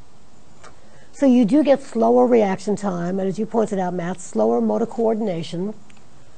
And what's significant about this is that there is a very big difference people driving stoned on marijuana and people driving stoned on alcohol. Because alcohol also lowers inhibitions, right? Yes or no? Do you remember that? People tend to drive fast. People tend to get into accidents and do really reckless things on alcohol. They tend to get violent too sometimes, whereas marijuana doesn't do that. So what you mentioned, if they're taking a driving test, they're probably going to score worse. The typical pattern that you see with people who smoke marijuana and drive, they drive slowly and they drive cautiously, sometimes overly cautiously, because they are very aware that they're stoned, as opposed to the person high on alcohol who thinks they're not impaired. So back to the question of, do you see the kind of accidents that you see on alcohol? The answer is probably not. Now, Eric, your question is, can we ever say that there have never been any deaths? Of course not. You can't prove something that doesn't exist. But one would think that given the amount of marijuana use that exists in this society and has existed, and the millions of people that if death were common with marijuana, or even very possible, you'd see much more of it. Does that make sense to y'all? Yeah, Matt. I think also, given the fact how much marijuana has been demonized, I mean, that would be something that, a lot of drug enforcement agencies would jump on, be like, see, look, this is dangerous, it's killing our children. Instead, they just say it's making them stupid. Well, and marijuana has been demonized for a very, very long time. And part of the problem with that demonization is that kids, when they get education about drugs, are taught that all drugs are equally dangerous. And folks, we know that that's not true. In fact, you can ask Dr. Skolnick to talk about that, or Dr. Robinson to talk about that. Drugs have different dangers. As you can see from this list, all the dangers are not the same. And I'm not trying to say that marijuana is totally safe. Every drug has liabilities. Let's talk about the research about memory, how marijuana actually impairs memory. It's not the kind of memory of, if my baby cries, am I going to forget to feed the baby? What they do is they test people with strings of numbers and strings of words in a laboratory. And guess what? Surprise. When they're stoned on marijuana, they don't memorize, they don't have good recall for strings of letters, strings of words, and strings of numbers. So we know that it does impair memory. But the next question you always have to ask is, how does that present itself in people's everyday functioning? Does it make them impaired? Not to the extent of the other drugs. Does that make sense? So the kind of memory problems you're talking about are not that they're going to lose massive amounts of time. We talked about this with the benzodiazepines, didn't we? Do you remember that? One of the things is that if you take too much of some of the benzodiazepines, the shorter acting ones, you can be amnestic. You can literally lose hours, if not days. You don't find that with marijuana. But marijuana does have liabilities. All drugs have liabilities. Let me repeat that 15 times. I'm only saying it one more time. All drugs have liabilities, and marijuana does too. They're just not the same liabilities as the other drugs. And much of what we have learned about the liabilities of marijuana simply is not accurate. Does it affect memory? Absolutely. No question about it. No question about it. Go back to the PowerPoint for a minute. What we know is when people use sporadic, moderate doses, these effects disappear when they stop using the drug. So how long can the memory effects last? How long can the slowed reaction time last? 24 to 48 hours. But it's most profound while people are stoned, during that 3 to 4 hour period, if they don't keep smoking, when they are stoned. Do they test worse on these strings of words and letters and numbers the next day? Yes, but not as poorly as they tested while they're high. You're following that? So you always have to put this in context. It does affect memory. I get very concerned, particularly with teenagers. And where do we find a lot of marijuana use?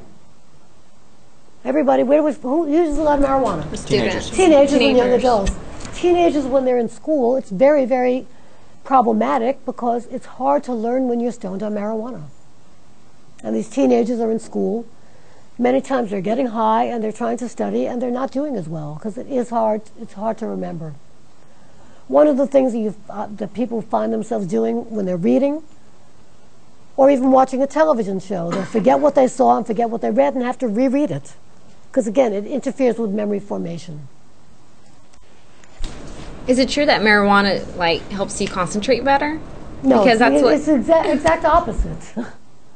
I hear that a lot with the students at the high school.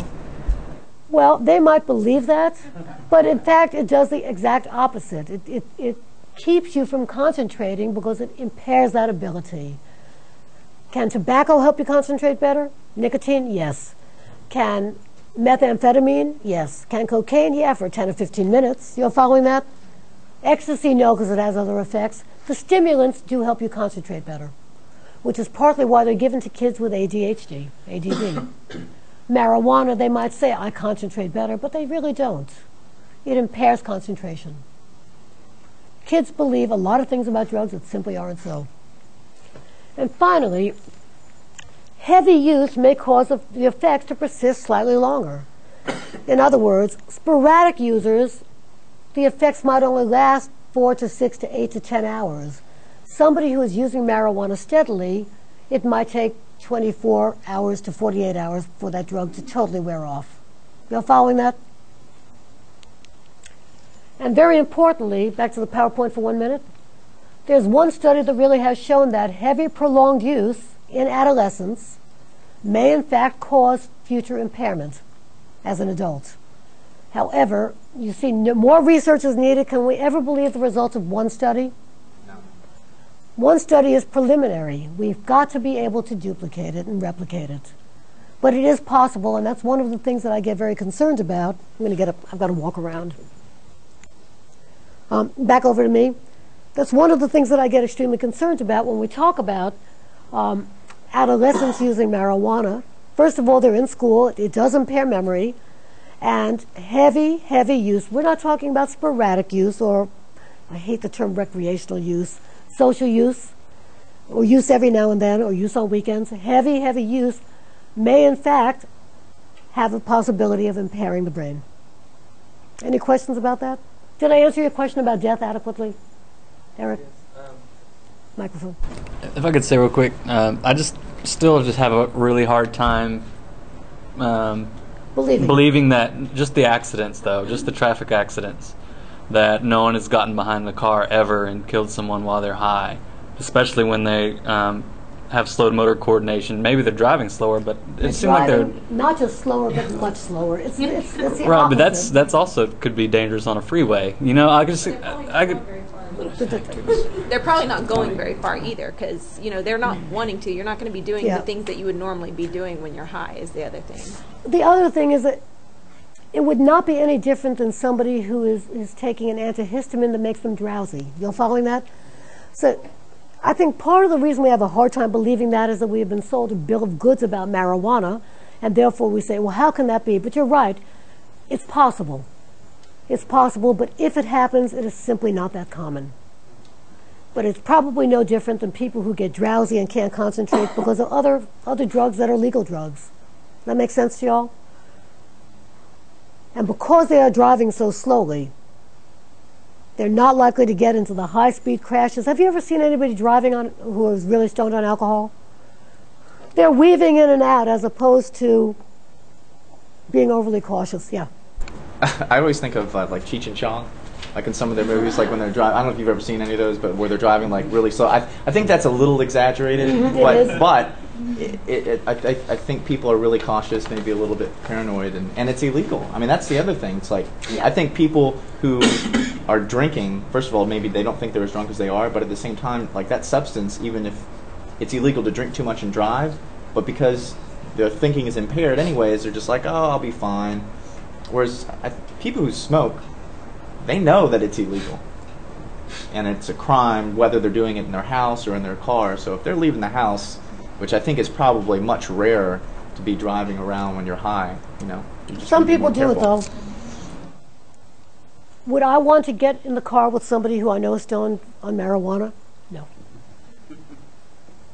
Well, because there is that liability, even though it might not cause death, it very possibly could cause minor accidents. And I don't want to be in the car with that person who is impaired. I don't want to be in the car with somebody who is sleep deprived. You're following that? People who are impaired in any way, shape, or form. And I think you'll hear Dr. Skolnick talk about this. I believe, as he does, is that one of the things we should be testing for is impairment, not drugs. People who are too impaired when they get in the car shouldn't be driving. And there should, I believe strongly, there should be penalties for that. Because impaired driving, and whether it's texting, I mean, that's a big one right now. Driving while texting, that's very, very dangerous. It causes as many accidents, if not more, than alcohol-related accidents. So you're right. Is it possible there have been some deaths? Yes, but it's so rare that it's probably not very likely. Finally, back to the PowerPoints. The kids who huff the volatile substances of abuse. Paint, glue, airplane glue, whiteout, thinner, very, very toxic. I'm going to, yeah. I had a student who told me they're calling it sunshine head. What is that? Like paint and like spray paint bottles, and they put it inside like a bag. What are they calling it? Sunshine head. Sunshine head. Mm-hmm. Oh, that's interesting because it makes you anything but bright and cheery. I'm going to make a distinction between prolonged use and chronic use, okay? Prolonged and chronic. Prolonged use means in one session that you huff a lot. You following that? You inhale a lot. Many times to the point that people pass out. What happens with prolonged use is that it causes irregular and rapid heart rhythms, and it can lead to heart failure and death within minutes. This is called sudden sniffing death. Again, very, very, very dangerous. In countries like Holland, one of the things that they try to do as a prevention method, I know this would never go over big here, is that they try to teach kids that if you're going to huff, because we can't stop them from huffing, right? Let's start with that. All of the drug education is not going to stop kids from doing what they're doing. What they try to teach them is if you're going to huff, do not huff to the point that it's so prolonged that you're going to pass out. And guess what? They have fewer deaths over there. They have fewer health problems. You're following that? So prolonged means in one session, we talked about this earlier, the most risky drug that kids can experiment with, first time use that can cause death. This is your brain on drugs, and this is how you can die. It's very rare that other drugs can cause death as quickly as this can. Back to the PowerPoint. In contrast, chronic use. That's long-term, persistent use. You all following that? Prolonged means within one session. Chronic use, these drugs are very toxic. It can lead to heart damage, lung damage, liver and kidney damage, serious, serious memory impairment. When you're talking to a huffer, folks, you know it. They simply cannot function. They are not all there. Is your hand up? Okay. What you also see with chronic use is weight loss, muscle weakness, disorientation, inattentiveness, lack of coordination, irritability, and depression. Again, these are the effects of chronic use. Any questions about that? Okay, I wanted to cover this back over to me, because I really wanted you to understand the difference between the usual effects. Remember we talked earlier in earlier lectures about what are the effects of these drugs? The usual effects are different than long-term chronic effects. And when you're dealing with high-dose chronic use of any of these drugs, they can be very, very dangerous. So that even marijuana, which has less liabilities than other drugs, has some liabilities. Yeah, Monica. But if it has less liabilities, then why don't we just legalize it? Compared to alcohol. You're asking the wrong person. Alcohol seems to have more negative, effects, compared to marijuana. So I just don't see the But big as you issue. heard Dr. Skolnick talk about, alcohol and tobacco have been part of our economy for years. Alcohol and tobacco have their own lobbies, very well-funded lobbies that influence legislators. And there is always, you've got to take a look, again, you heard about the history of marijuana and why it was made illegal, how it was made illegal. I think that we are moving more and more towards decriminalizing. We're certainly looking at it for medical use. A lot of people will say, no, it's a slippery slope, don't do that. It's a slippery slope, don't do that. But I think you're asking a very intelligent question. We now have a lot of science behind marijuana. There is a chapter up on Blackboard for you to read.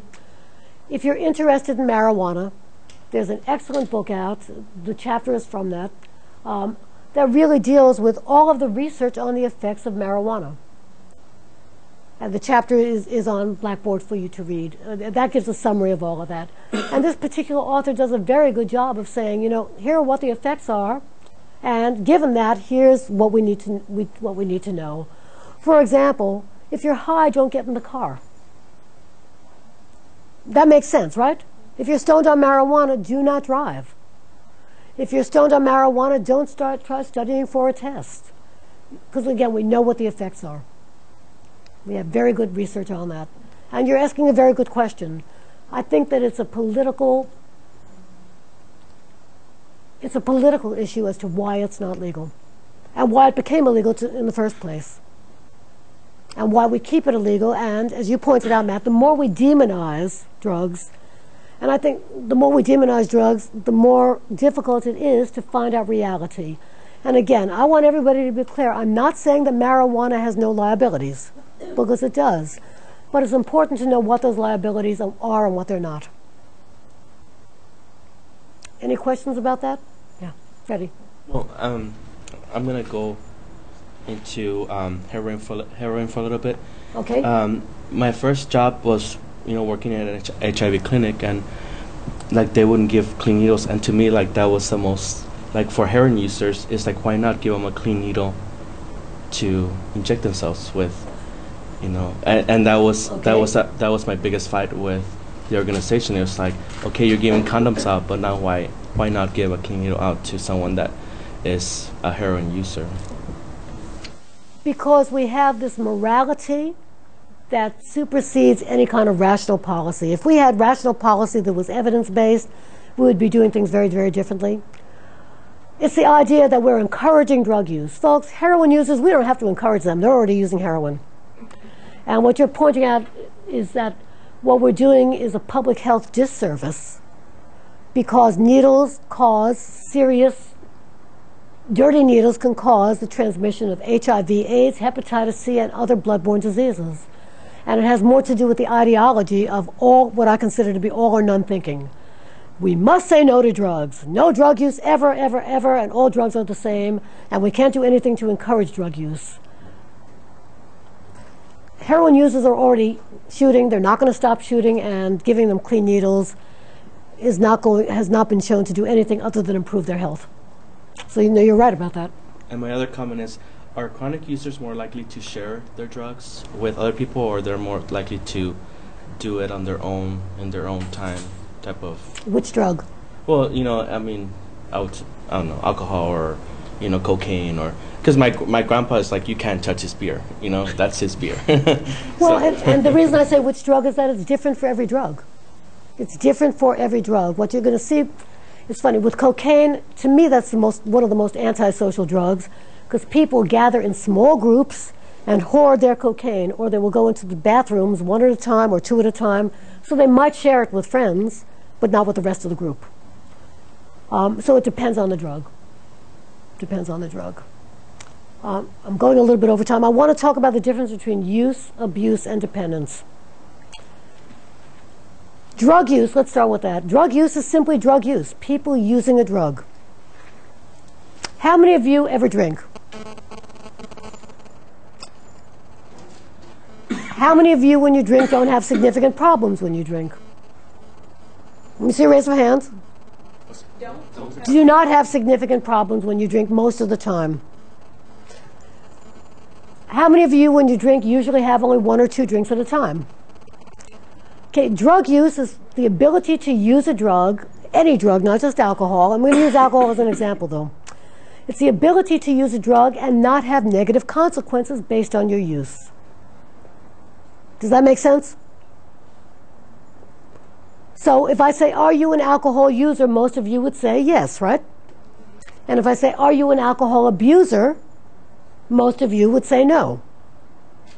Is that a good guess?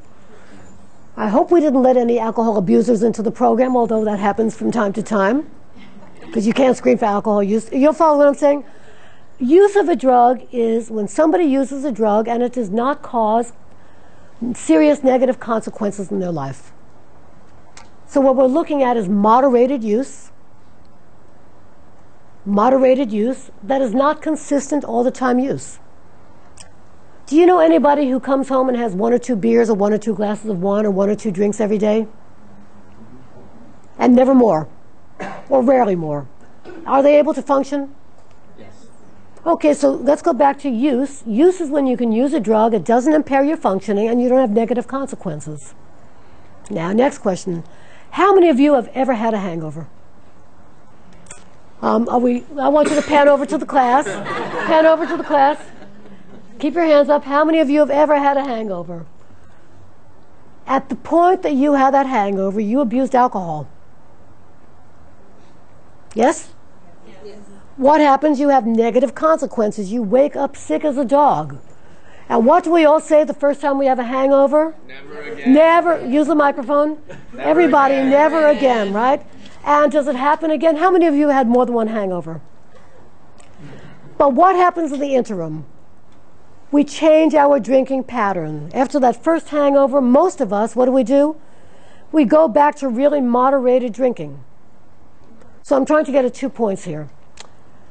Somebody can use a drug and use a drug daily, and if their use is moderate and it doesn't cause problems in their life, they are still simply a drug user.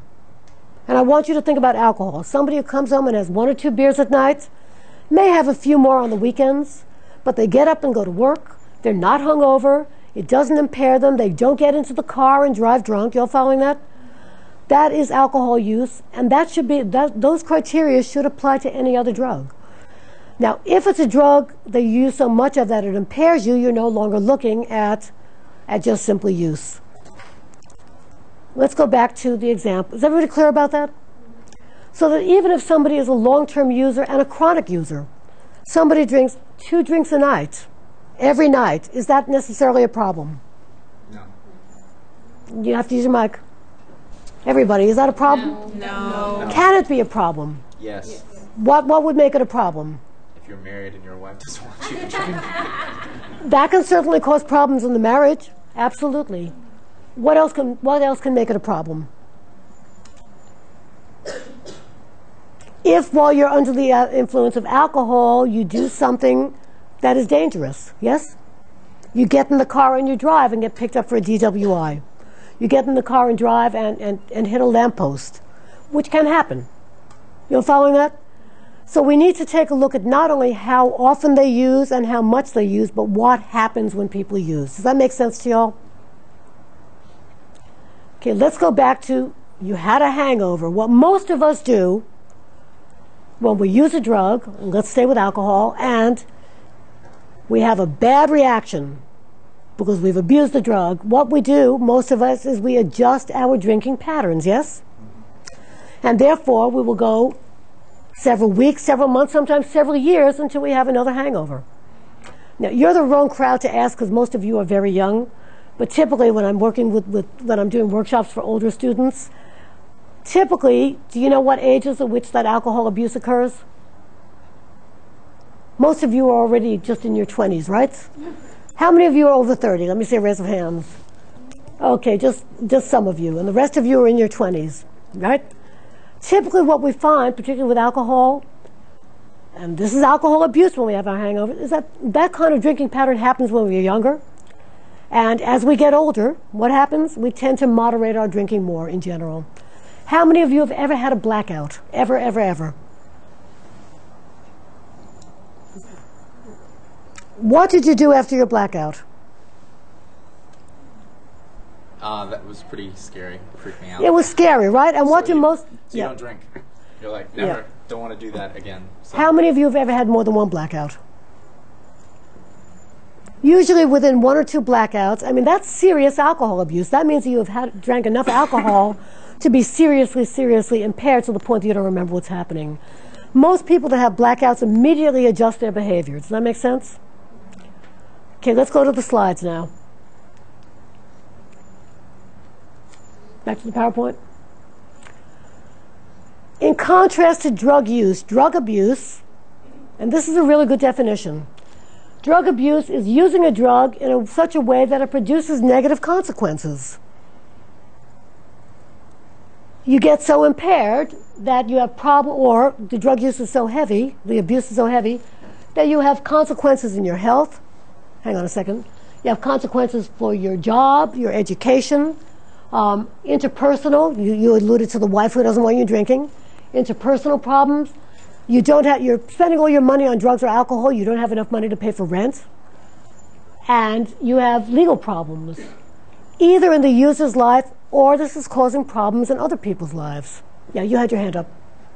Back over here. I wanted to ask, you mentioned blackout. What is that? Is that when you just when you pass can't out and go to remember sleep? when you can't remember what you did when you were high? That's what a blackout is.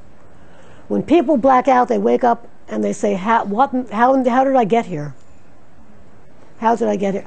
I've had one blackout in my life. I will never forget that. I was doing my doctorate at Tulane, and I was singing down in the French Quarter to support myself and pay for tuition, mostly to support myself because my tuition eventually got paid. And I remember, and you all know that I'm a musician in addition to being a professor, right? And I remember waking up one morning in my own bed and not knowing how I got there. I was terrified. Why? Because I'm not a heavy drinker, never have been, but all the guys in the bar send a drink up to the chick singer on stage. And I lost track of how much I was drinking, and I woke up and I was at home, and I didn't know how I got there, and I was scared. I looked outside, I saw my car parked outside, and I got more scared, because that meant that I had driven back to my house in a blind drunk. That's what a blackout is, when you wake up and have no memory about anything that happened. That means that you have seriously abused alcohol. What happens with alcohol abuse, when people abuse alcohol, it's a chronic pattern of, okay, I've abused alcohol, I've had this blackout, I've had this hangover, and then when I use again, what's going to happen? I'm going to do it all over again. It's people who either are unwilling or unable to change that pattern, usually unwilling. They simply do not change that pattern. That doesn't mean that they drink every day. Is everybody clear about that? Doesn't mean that they drink every day. Doesn't mean if you're using another drug that you use every day. But when you use, you have negative consequences every time, and you simply do not adjust that pattern. Give you an example. You're already back over to me. One of my good friends has a sister that when she drinks, she can never stop at 2. She says she's going to, but she doesn't. And she gets verbally abusive. Verbally abusive. She'll yell and scream and curse at people. And the next day, she feels the hangover, she feels terrible, and says, that's not going to happen again. And guess what happens? A week later, she might not drink for a week, but a week later, she's drinking, and what happens? Same thing. Same thing happens, and she's either unwilling or unable to control that. That is alcohol abuse. Is she drinking every day? Not necessarily. You're following that? So, drug abuse is when you are using a drug in such a manner that you have negative consequences, you're unable to adjust your drug use pattern, so that when you use, you have negative consequences. In my extended family, I had an uncle and aunt who were twins, both of who had alcohol problems. My Aunt Jean was somebody who drank every day. Every single day, and sometimes she would get drunk and not be able to get up for work the next day. Her brother Jack only drank maybe 2 or 3 times a year. But when he drank, guess what? He drank to the excess where he would always have blackouts and he would do dangerous things. We have 2 different patterns, yes? And yet they're both considered to be the same kind of alcoholic. And you're looking at two very different phenomena there. So again, alcohol abuse is when you have negative consequences and you continue the same pattern. And I don't care if it's alcohol, cocaine, heroin, etc., etc. So you know that somebody's abusing a drug when they have negative consequences and they're simply not willing to change the pattern or unable to change the pattern. Any questions about that? And I'm very far over time. Back over the PowerPoint. Drug abuse results in impaired functioning. That's really important. Drug use typically does not. drug abuse results in impaired functioning. People are using to an extent that they become impaired.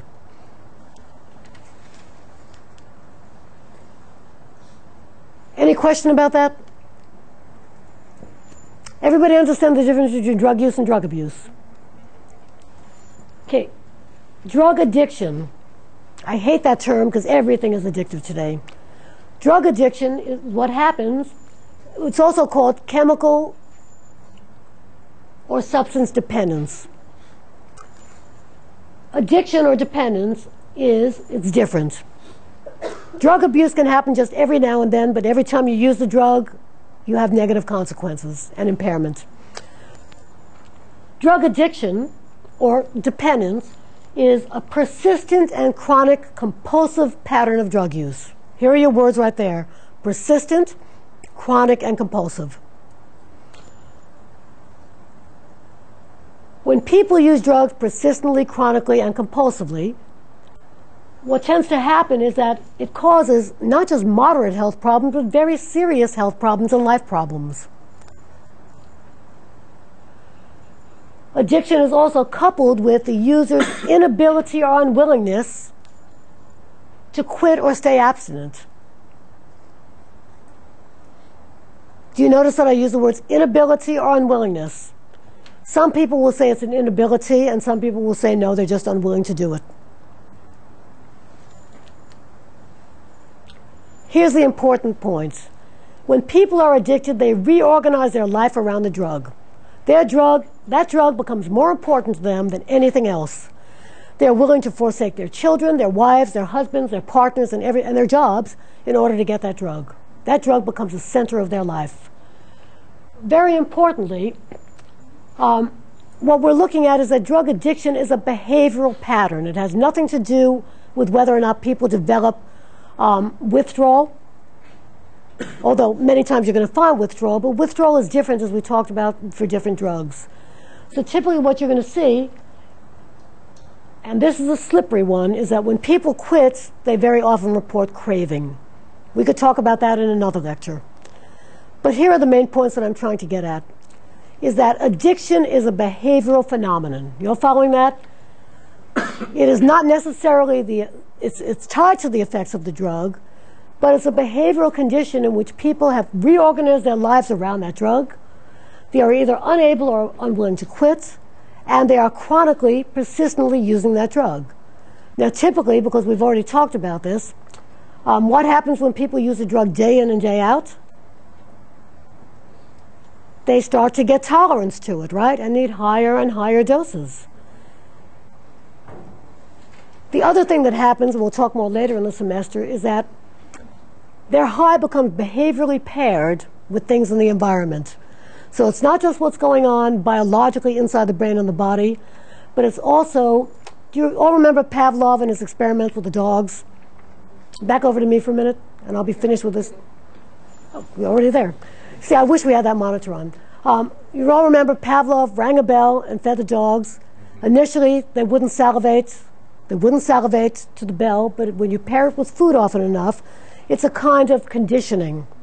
So what happens when people are using drugs all the time, and Dr. Skolnick talked about this a little bit last time, when people smoke all the time, it's not only the effects of the nicotine. Compared to other drugs, nicotine is not that hard to kick, but it's all the classical conditioning.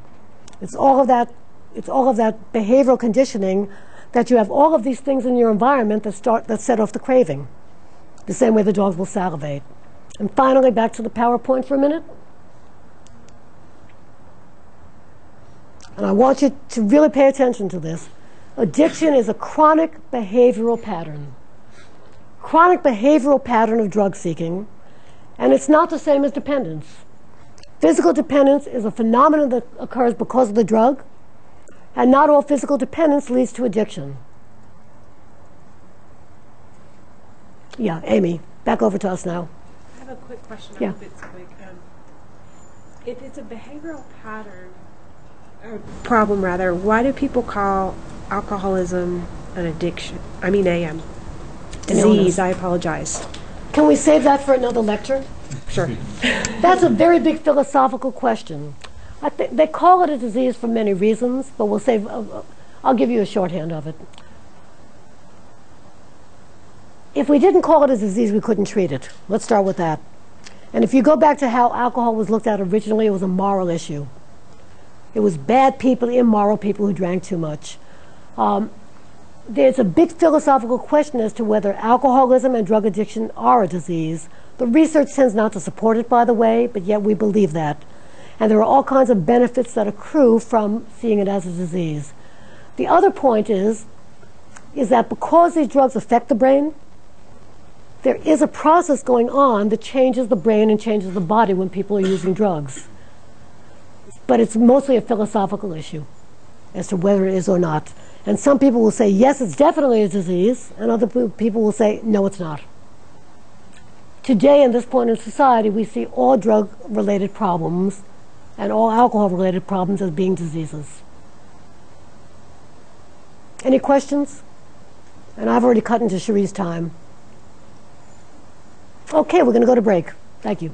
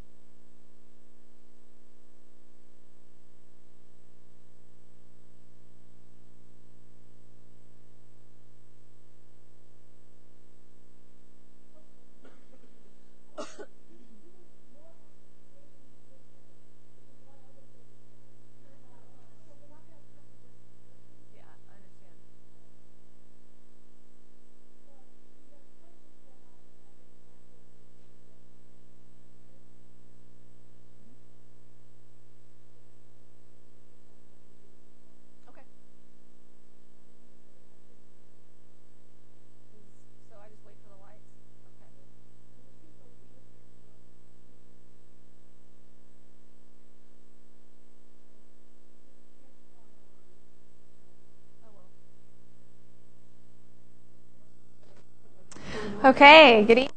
Hello, I'm Cherie Ahart, and I'm a licensed clinical social worker and licensed chemical dependency counselor, as well as a PhD candidate student working on my dissertation about energy drinks and anti-energy drinks with or without other drug use. So it's a little bit about me. I own a clinic out in Katy that works with several different issues, but we have a substance abuse focus, an addiction focus, depression, anxiety, and post-traumatic stress. Okay, enough about me. So here, if we can go to PowerPoint right now for just a second. This is the continuum of use. I'm not going to get heavily into this because Susan is going to focus on that later in the semester. But we see everything from non-use to non-problematic, moderate and heavy use to problematic use, drug abuse, and addiction. And she just went over that, so we won't spend much time on that, but she will go over the continuum more. Okay. So we have the DSM-4, and the DSM-4 talks about substance abuse being a maladaptive pattern, okay, of drug using behavior in a 12-month period where the person experiences impairment or distress. And what they say about substance dependence is that they can experience tolerance, withdrawal, and failure at being able to cut down their use. This is a very limited perspective, in my opinion, as a clinician, okay? Because substance abusers, people with substance abuse problems or addiction problems, they're a heterogeneous group. And these definitions don't speak to the degree of impairment or distress that people may be experiencing. They just lump them into one of two categories, okay? And, you know, for some people, it is a phase and it's not chronic, and they're just using. And for adolescents especially, the impairment, I mean, it depends on the culture. If their family and peers do not find it acceptable, you know, Susan talked about sneaking drinks early in the morning with chronic users. Well, adolescents may be sneaking drugs or alcohol, you know, because, which alcohol is a drug, it's the most commonly used psychoactive drug, but they may be sneaking that because they're not allowed to experiment. So there may be a difference in being sneaky too. Okay, it may not be because if, you know, they don't drink, they're going to go through withdrawals, and they're trying, you know, because people with chronic drug or alcohol problems can, you know, use to relieve discomfort from their withdrawals a lot of times. Okay? Okay, let's see here. Before I go to this next slide, I want to ask, what age do you think the average onset of substance use is? Mm-hmm. Maybe 14. It's late teens. It's later teens. Okay. Now that isn't to say that younger people can't develop substance abuse problems. Okay, because we see those, but it's rare. Okay, and do you think the majority of people who have a substance abuse problem or an addiction have to get help, or do you think they can quit on their own? What do y'all think? Matt? I think if we're looking at that, like, say, age group, I would think that the majority of people who you could characterize as having a substance abuse issue probably don't need treatment. Mm-hmm. And so do you think they either quit on their own or cut down by themselves? Yeah, that's what the research shows. Okay. Now, for those of us that are in for-profit business, like I am, for people not being well, you know, we don't say that too often, you know. So what age, on average, do you think people start to either stop using or cut back? Yeah. I can't see your name. So. Sarah, 25. Close. Late 20s, early 30s. Okay? You can go to this PowerPoint now. And so look at this last point. The top 2 reasons that people have given in interviews from Hyman's 2008 book on addiction is a disorder of choice, okay, was family and financial reasons. Okay? All right, any questions so far? All right, great. All right, go back to me. Okay. So, who do y'all think that the majority of research regarding substance abuse and addiction has been based on? Matt? I would imagine white males in some kind of treatment. Well, you hit the nail on the head there. White males, clinical populations, adults. Yeah. So. And originally people in VA hospitals. Okay, and that I did not know. Thank you. And so, you know, the results from these studies are not generalizable to the population. It doesn't represent the population as a whole. So it's very limited. But the ECA epidemiological catchment area study did a study of 19,000 participants. Okay? That's a lot of participants. And what they found is that only 30% of individuals that could be diagnosed with substance abuse or dependence sought help from a health professional. Okay? Later, in 2004, a study was done with 43,000 participants from households to the prison. I mean, it represented almost every walk of life in the U.S., okay? And only 16% of them sought help from a health professional that could be diagnosed with a substance abuse or dependence problem. And this is going somewhere, okay? It's a very small percentage of people, and we'll get there in a second of why the percentage is so small.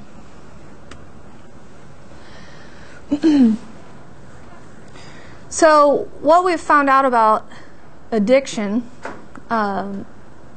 is that people who have a chronic, persistent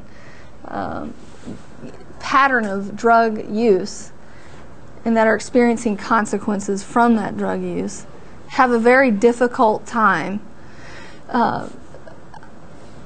identifying the hidden costs to that use. Okay? They have very concrete thinking versus abstract thinking. Now, what does that mean? What does it mean to have more of a concrete thinking ability rather than an abstract thinking ability?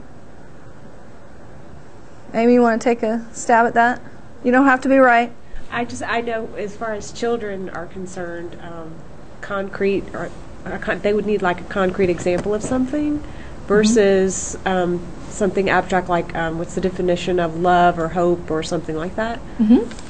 Yeah, I mean, those are really, really good examples. And what it means is that if you're developing abstract thinking, and we're still developing that into adulthood anyways, okay? The abstract thinking is the ability to see, to look into your future and go, okay, if I keep doing A, B, C, and D, E will probably happen, okay? And it's also the ability to reflect and learn, like Susan talked about with if you've had a blackout or if you've had a hangover, most people go, wow, not doing that again. And they may do it again, but it's not patterned. And they tend to learn from it every time. And so what we call this is people with substance abuse or addiction problem tend to have a local choice orientation versus a global choice orientation. And that local choice orientation is about concrete thinking and being more valuing the immediate benefits from the high or the drunk, whatever you want to call that, and giving way too much weight to the effects of the intoxicant, okay, and giving not enough weight to the costs, okay. Whereas in a global choice orientation, the person starts to go, this isn't working. There's too many consequences if I keep doing this that can happen to my family or my friends or my health or my grades or my job and those kinds of things. And they go, and they start to think of, in an abstract way of what choice today would lead to a better result later for the greater good. And it's not just about me, me, me. Okay, does that make sense? Any questions so far? So what Hyman did is he's a professor from Harvard, and he reviewed a lot of research and then conducted his own research. and he came out with this controversial titled book called Addiction, the Disorder of Choice. And that flies in the face of a lot of people's way of looking at substance abuse or addiction. And I agree with Susan that looking at addiction as a disease allows us to treat and get funding, reimbursement, and all those kinds of. And so there is a positive to doing that. But the negative about that, and he this is how he supported it. He did this research and these big studies, did his own, and found that most people quit or cut back in their late 20s or early 30s by themselves. And they could have been diagnosed with a substance abuse or dependence problem throughout however long they used, in a dysfunctional way. But he was able to analyze these patterns and realize, and then through interviews realize that people were making choices. Okay, and it tends to be a more empowering philosophy or fact, or however you want to look at that. It tends to be more empowering because if we tell people that they have a disease, and there still may be a genetic component that predisposes them, okay? But if we buy into, and I'm not saying don't, I'm just theorizing here, okay? But if we buy into a disease and it's chronic, progressive, and even fatal, then we can also instill fear that they have no choice about when their disease comes over them. And they have no control over whether they pick up a drink if they're abstinent, or heroin or cocaine or what have you. And that is typically based in an abstinence model. Okay, and an abstinence model is appropriate for certain people. But there are many types of therapies and interventions that work in treating substance abuse or substance dependence. And then there can be, some shame involved with a one-size-fits-all cookie-cutter way of dealing with people. If they don't do it the agency or clinic or hospital's way, it can also instill fear and shame. Okay. So, any questions so far? Yes. What about the aspect of the label and the learned helplessness that comes along with it, and how do we, dissect that and even treat that? Learned helplessness. Do you mean in the sense of saying you have a disease, you can't help that you have it, and then the fear that comes along with that. Right, taking it out of their responsibility, taking that's not my choice. It's a disease, and so therefore there's that helplessness that they're not responsible for it. I guess exactly like you summed up. How do we help with that? Yeah, Susan. It's a double-edged sword.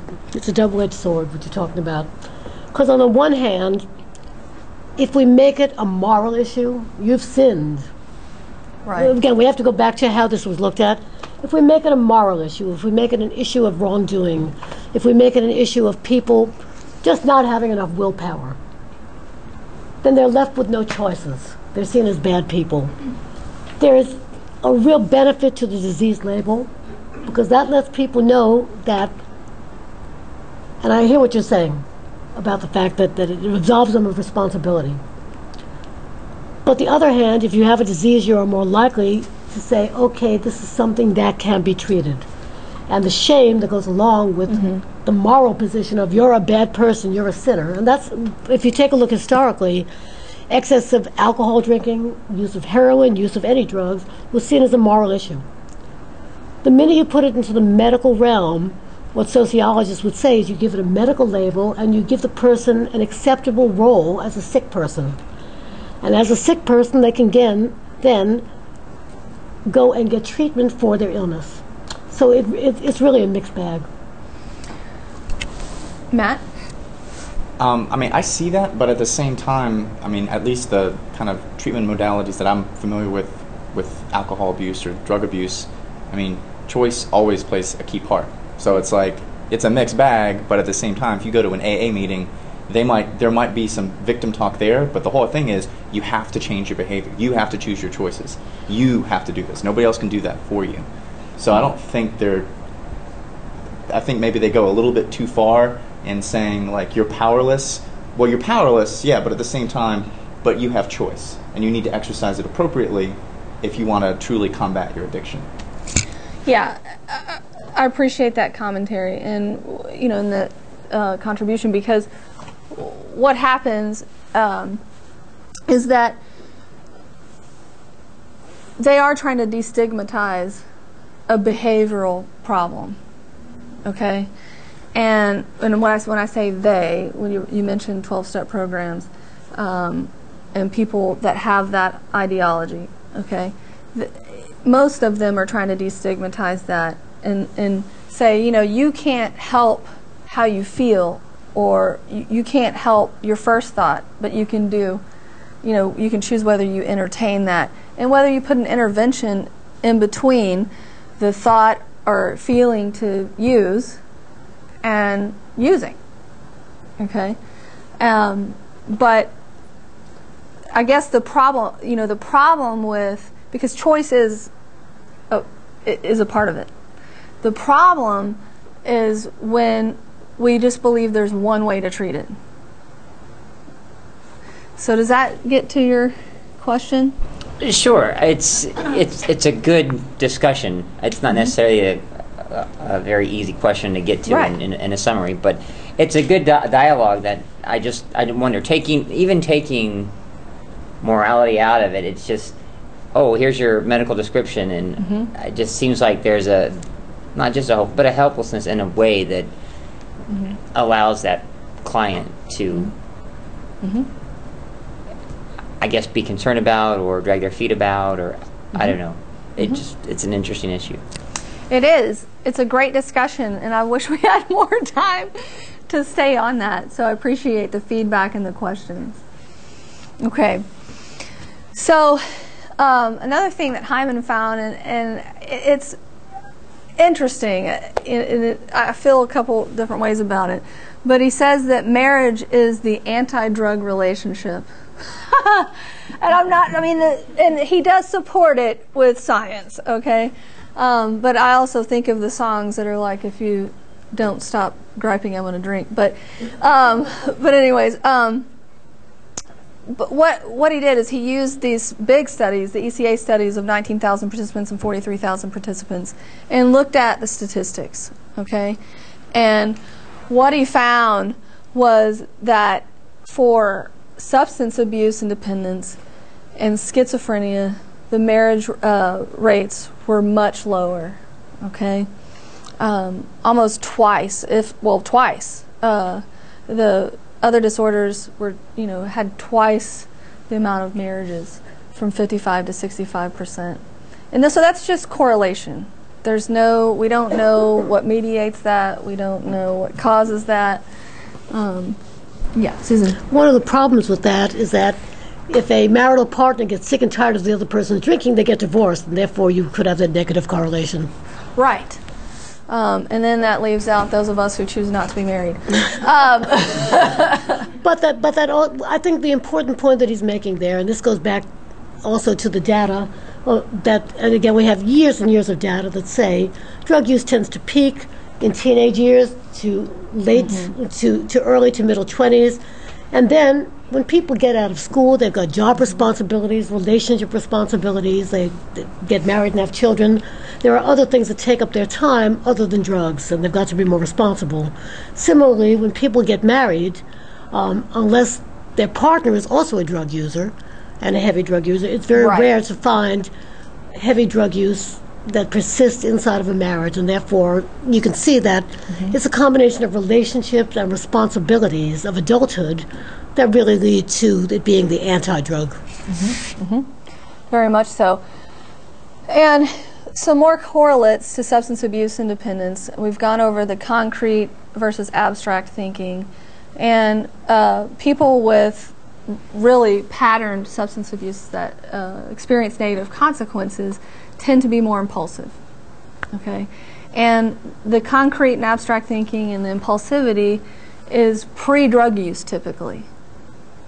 It's not really caused by the drug use unless there's some physical dependency, as Susan was talking about, like not just physical dependence, but addiction to like meth, and you've been up and you're not in your right mind.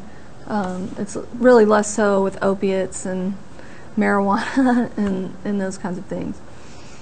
And some other correlates, and she just spoke to the reference group piece.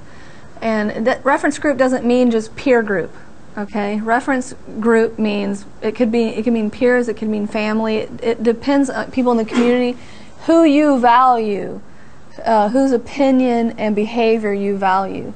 So if the people that you are identify with and are close with and value don't use heavily, you're most likely not going to. I'm not saying it doesn't happen. I'm saying most likely won't. Okay? All right. Oh, I like this. So I'm going to go back because I don't. So before I go to this next slide, what do you think they found when looking at religion, religiosity, spirituality, and heavy drug use? So religiosity, spirituality, and heavy drug use. Matt? I would guess that with spirituality, heavy drug use would be lower. With religiosity, it would be higher. With fundamental religiosity, yeah. So spirituality and more secular belief system was associated with no or moderate drug use. Okay, and their interpretation of that, and it just a suggested interpretation, was that people with a fundamental belief system think more legalistically in black and whites. Okay, and yeah, concrete. There you go. Don't we have a political party? So, no comment. Well, we can talk later. No, just kidding. But okay. So where am I going with this? Okay, right. All right. Now to the dual diagnosis piece here. Dual diagnosis is when you have one or more than one psychiatric disorders in place. Okay. Now, when I say disorders, like the definition of substance abuse and dependence in the DSM, anxiety, depression, post-traumatic stress, whatever. I'm just coming up with some examples. There are degrees of it. Okay, so But we have to have a label to explain insurance reimbursement and all those kinds of things. But there are different different types of depression. There's degrees of depression. There's bipolar. There's Susan, did you want to say something? Oh, okay. And so we have to be careful about. Again, this is a heterogeneous group of people. All right. Well, one of the findings is that, we talked about, Matt, you answered correctly, and you said the preponderance of studies have been conducted with adult white males in clinical populations. Okay? And so what we have found with clinical populations is that comorbidity tends to predict relapse. Okay? This is why they don't. This is what we think, okay, and what the research is showing, so that's why we think that. That's why so many people can reduce their use or quit on their own, because they may not have a comorbid condition, or it may not be severe. Okay? Does that make sense? Okay, great. So we're going to go into that. Susan. Yeah, in other words, when you combine substance abuse with another psychiatric disorder, that's what comorbidity is. When you combine the two of those people are less successful at quitting. Right. When you don't have the other disorder, you have more success at quitting on your own. So that somebody, as you pointed out, who has ever been diagnosed, ever, or diagnosable with substance abuse or substance dependence, if they don't have another psychiatric disorder, the majority of them, as they get older, have more responsibilities, and the alcohol and drugs are incompatible with the things that they're doing in their life, are typically able to not even go into treatment, and they just either reduce their use or they quit. That part of the population with a psychiatric disorder in addition to a substance abuse disorder are the ones that we find in our clinical populations, are the ones that we have such high rates of relapse. And there are many different reasons for this, but it's much more harder because they're not only battling the substance abuse, but they're having to deal with the psychiatric disorder. Does that make sense? Matt. Well, that seems really unfortunate because you paint everybody with that broad brushstroke, because then you're looking at a very highly clinical population, but then somebody who walks in off the street, it's like, oh, you're this.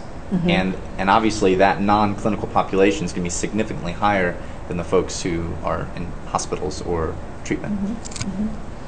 Well, remember the data that we talked about earlier with only 30% of those 19,000 people sought help from a health professional, and 64% of that 30% had a dual diagnosis. Okay, and this is, as I go through this, we're going to talk about individualized treatment, because you don't want to just do the broad stroke and, hey, this is you. I mean, you have to look for differences and look at what, really assess the person and what is going on. What are your needs? Okay? And, there are many different reasons, like Susan was talking about. And, one of them may be that they're self-medicating, right? So they're depressed, or they have social anxiety.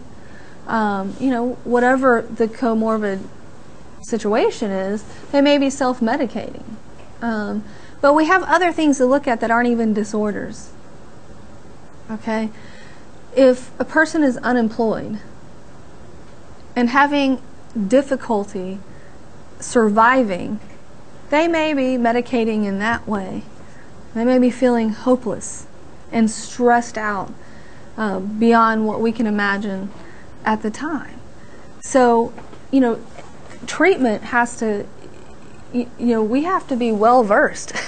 I mean, this is, being a social worker is not easy if we're going to be good at what we do. And I started off as an LCDC, and I'm proud to be an LCDC, but I quickly saw that I was dealing with more in a clinical population than just substance abuse or dependence. and I wanted to learn how to treat the whole person. And I can't treat everyone that way. I mean, we have to build relationships with other professionals, and refer and collaborate with, and do all that kind of stuff. But I also wanted to be able to, one second, Ruth. I also wanted to be able to work with families that this kid, kid only smokes pot every once in a while, and not label them with a substance abuse or dependence problem, and work within the system to help improve the situation without labeling and stigmatizing that kid. So there's a lot of reasons to do what y'all are doing right now. Ruth? Yes, I have a question. What are the possibilities of somebody who has a dual diagnosis plus homelessness, HIV, and all of these other issues, for that person to be sober and maintain sobriety? Wow. That is such a great question. I mean, it really is. That was deep, I haven't had much experience working with that combination in a situation. So Susan may be able to speak to this better than me, but I would think that each individual is different, and each individual has specific needs, and if we can identify what their needs are, then we can help them cut back or stop using, even if they have all of that going on. Susan, do you want to add anything to that? Because in general, HIV is no longer a death sentence, and it is a manageable disease. It's very manageable with the right medications. And we do have solutions for homelessness. We do have shelters and other places that people can live. I think that it's different with each person. I think what you're getting at is, where do those people find motivation to stop using drugs, right? And I think if we can provide the supportive services that they need and show them that their life can be better without the drugs, there is hope. So I would not give up hope on somebody, because they're HIV positive, are homeless, also have a psychiatric disorder and substance abuse disorder. Because what you're describing is a lot of people who live in missions. But if we can find adequate housing for them, adequate health care, you can give them reasons for wanting to get off the drugs. Yeah, I definitely think that people who are looking for help, I agree with Susan, if you help them get the support they need, and you give them positive reinforcement and honesty, and we're authentic, I think there's a lot of positive things that can happen. So, thank you. Matt? I was just going to say, that's the population I work with. I work down at the Homes Clinic, and I work with a lot of people who are homeless, have a pretty serious underlying medical issue, addiction, and then also a co-occurring disorder, schizophrenia, major depression, bipolar. And the reality is, in the U.S., we have horrible social services for homeless people. And that's just, we've criminalized mental illness. And so, you had 600,000 beds for the mentally ill in the 1950s. Right. Now you have 50,000. Population has doubled.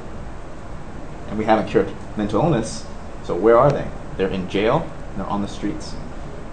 And so that's, if you have appropriate services, can you address all those things? Of course you can. But if you don't, are they going to get better on their own? No. And if, people will come in, they'll say, I want to go into treatment, and then you start talking to them. It's like, oh, okay, well, you need a co-occurring disorder treatment. You don't just need regular treatment. You need to also be working with mental health professionals too, because you got something else going on, and you're going to need to be assigned. Make sure there's medical staff there, and there are very few programs like that anywhere in the country, and definitely not. In Houston, I think there are like 40 beds, 50 beds like that, with a chronic homeless population of 15,000. Thank you. That saddens me. I think that there are a lot of us out there that are, social workers and psychologists and what have you, that are busting our butts though to help in a system that is very flawed. So there is some hope. We're definitely not curing things. Okay. Where are we going? And these are just some stats, other stats, that a Yale Medical School clinical study found that 74% of cocaine addicts had a comorbid condition. This is just one study, but it shows you how high the comorbidity was, and that 87% of the heroin addicts had a comorbid condition. Clinical study. Okay? And they found, again, like I said earlier, just for repetition's sake here, that psychiatric disorders tend to make the drug experience more valuable, and it makes people want to self-medicate more. I want to give a real concrete example of that. Somebody's depressed, and you try putting them on antidepressants. Let's say we can get them mental health services. All of the antidepressants take several weeks to kick in before they're going to feel better. They use cocaine, they use amphetamine. Guess what? Methamphetamine, they're going to feel better in seconds. It's not that everybody self-medicates, it's just that when the drug is helping self-medicate for the psychiatric condition, the drugs act faster than many of the psychiatric medications we use. Is it Ashley? So, is that right? Okay, so that did you hear that point? I thought it was great, that it's not that everyone is self-medicating. I mean, and I said that to you because you said this is a great, rich discussion, and I really enjoyed that contribution, because if we have psychotropic medications but they're not fast-acting, and that goes to that immediate benefit and hidden cost. So, yeah, thank you. Wouldn't that be why, with so many patients with any small or great diagnosis, that's a big motivator to use in the first place? If I'm not, the people that I work with, that's always a motivator. Oh, I don't want to hurt so much, so we just keep using. So it seems like they're tied in. Pain avoidance, anxiety avoidance, sure. Even when the meds are working. Right, yeah. That's true. It's degrees, right? Degrees of how much it's working. Then we get into an issue, a women's issue, that up to 75% of women that present for treatment with a substance abuse disorder have either experienced childhood sexual abuse or some kind of a sexual assault in their lifetime. And that encompasses a lot of different types of sexual assault. Okay? So, y'all know what intimate partner violence is? Okay, intimate partner violence. Well, there's three things that can define intimate partner violence. So, a man with a man, or a woman with a woman, or a heterosexual couple, whatever, okay? So when I say partner, it encompasses all the different kinds of relationships we have. But there's sexual violence. There can be sexual violence in an intimate partner relationship where the person is sexually assaulted, and maybe once, or it may be in a patterned way. Okay? Physical assault, shaking, pushing, slapping, beating, cutting, okay? Dragging, pulling, okay? And psychological terrorism. All right? And psychological terrorism can be blatant or subtle. Okay? Let me explain that. So and you can have one, two, or all three of these happening. So there's degrees of severity here. All right? Psychological abuse, psychological terrorism, can be when you threaten physical harm, but you don't actually do it. It can be when you threaten sexual violence.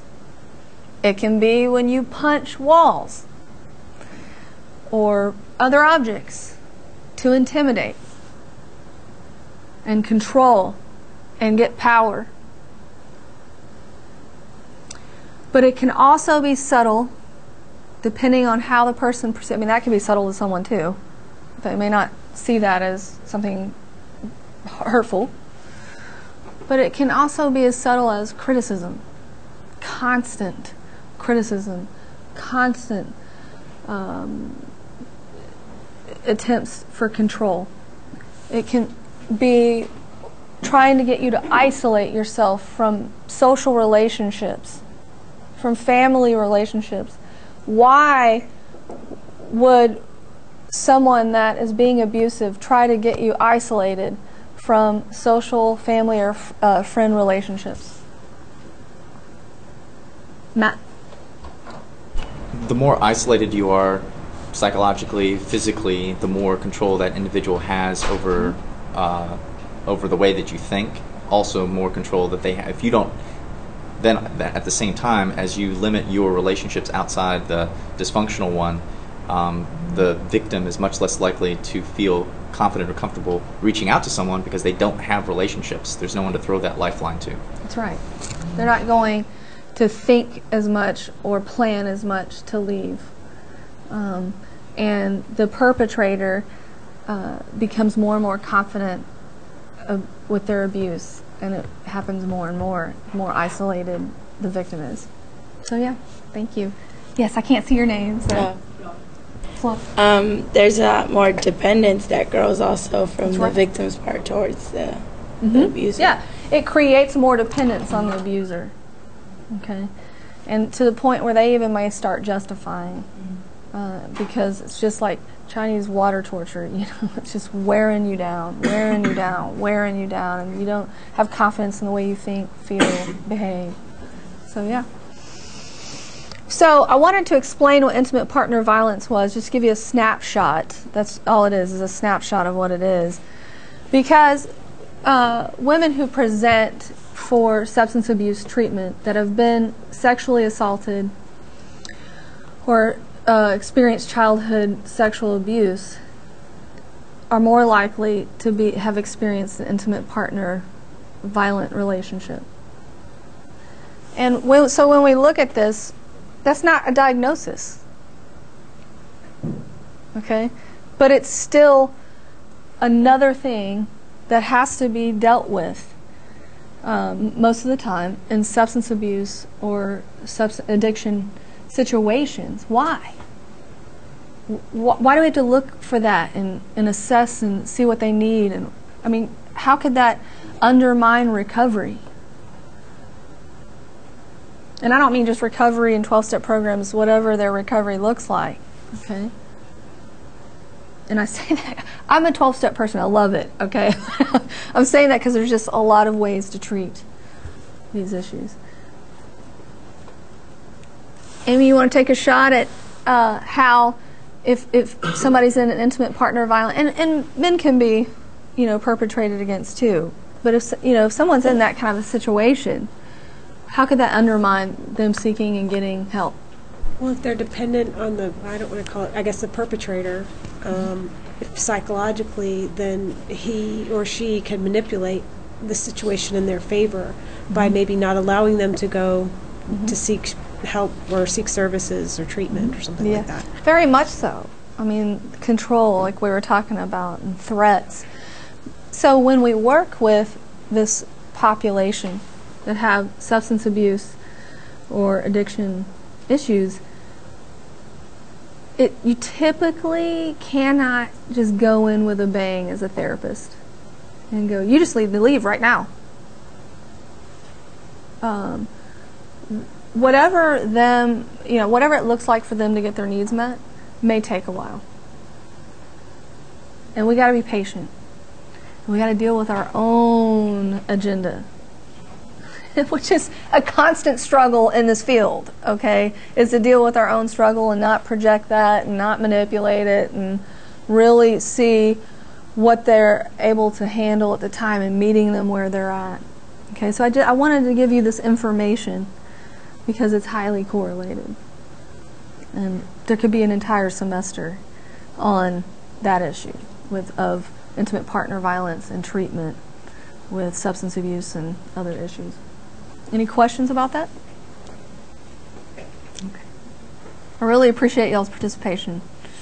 So, and one last thing here on, well, you don't see it, but one last thing here is that what they're finding is substance abuse has been found to mediate childhood sexual abuse, the childhood sexual abuse effects on the person in intimate partner violence. It's with some people, they're finding that's a way to cope. Okay? Again, substance abusers and addicts are a heterogeneous group. Treatment plans need to be individualized. Historically, treatment of substance abuse or addiction has been a two-track way, and with one being chemical dependency and the other track being mental health. The problem with this is it engenders fragmented care.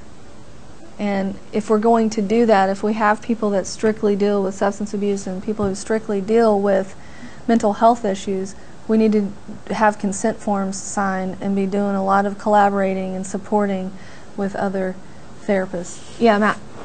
And then another big problem with that, especially when it's fragmented, is you definitely have a kind of a, let's say, fundamentalist group within the chemical dependency that are like anti any kind of drug, which is a problem if you have someone with a pretty serious underlying mental health issue. Mm-hmm. So are you meaning like psychotropic medications, like antidepressants, anxiolytics? Yeah, that's definitely a subset of chemical dependency counselors. It does not represent all, but yeah, they're out there, and again, that can shame a person, and they may go without getting help because they're trying possibly to please their counselor or other healthcare professional. Yeah, Ashley? I find that an interesting topic as well. I have so many friends with the diagnosed mental illness first, and there's such an outrageous stigma at AA meetings. They don't go there and dare talk about their other issues, because then they get asked about their medication and they get asked about this and that. Mm-hmm. Yeah, well, that does happen, and I can say that because I go to AA meetings, and it does happen. It tends to happen more in rural area AA meetings. Rather than, I'm not saying it doesn't happen in inner city meetings, but it doesn't happen as often. But then why? Because the evidence shows there's such a comorbidity rate, why are we still dealing with the stigma within that subset? Matt? This is a great discussion. Most people at AA meetings aren't reading the literature. I mean, most of them are reading the big book. And the big book is pretty, I mean, seriously, I mean, that's not a bad thing, because there's a ton of like really useful, healthy information in there. But most people aren't up on what's been published in the last 5 or 10 years. They're going by that and hearsay and what their sponsor told them. And Cracker Jack, he's been sober 30 years. And you know what I'm saying? But most of those people know already that they all have issues deeper than the alcohol. No, they don't. I mean, I'm a happy member of Alcoholics Anonymous, okay? So I'm not anonymous, but, and especially not now, but I will say that no. Most we have to understand the history of Alcoholics Anonymous to understand how ingrained that belief is, and it was started by white men. And I mean, a chapter of the Big Book, and I love the Big Book, and I take what I need and leave the rest. But a chapter of the Big Book starts out, it says, "And to our women folk." Oh, thank you. You know, and women can't be alcoholics, which I agree with Susan. Alcoholic can mean a lot of different things.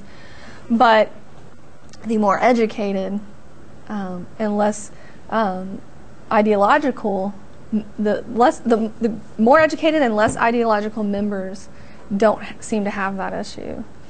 And I'm not trying to be rude by discriminating or categorizing people, but that tends to be my experience of at least how I see it. So, Susan, did you want to say something? Many of the people in 12-step meetings might in fact have dual diagnosis and not want to talk about it, be too shamed about their mental illness, and therefore they just want to cut that. Again, it goes to the dual track that Cherie was talking about the fact that historically you've treated mental illness with one set of treatment, substance abuse totally separate, and never the twain shall meet, and that has been problematic because it does cause fragmented services. And there are some groups, even in metropolitan areas, that say no drugs, period. We need you clean and sober. That means no aspirin, Oh, I've worked with people who have been in Wow. 12-step programs and residential programs where it's no drugs, period. And if you've got a psychiatric disorder, it's going to put you back into the symptoms of that disorder. It's going to lead you back into the drug use to try to alleviate the pain and suffering. Wow, that's sad. Okay, so, well, I already went over this where we have to look at other issues with clients than just disorders, like if they have employment, housing, medical issues, like we've discussed. So I just want to give y'all a few ideas about screeners and assessments. So the K-10 is a very quick screener, okay? It's been found to be valid and reliable across a lot of ethnicities and a lot of cultures and age, okay? And it's only 10 questions, and this is just an example of a question. In the past 4 weeks, I don't think it's the greatest example. I could have put another one on there, but in the past 4 weeks, about how often did you feel tired out for no good reason, and then it gives you 5 different options of answering that. Okay, so it's a quick screener for affective and anxiety disorders. So when we're looking for dual diagnosis, it gives you a glimpse of whether you need to look more into that. Okay. And then there's the MINI International Psychiatric Interview, and it's only 6 questions. And I think this is really important. Yes, when we're screening people in crisis with substance abuse or substance dependence problems, to really try to screen suicidal or self-harm risk. Okay, so this is a question the past month, and it's a very good question, it's very on point. Did you think that you would be better off dead or wish you were dead? And it depends on if they're being honest too, but so.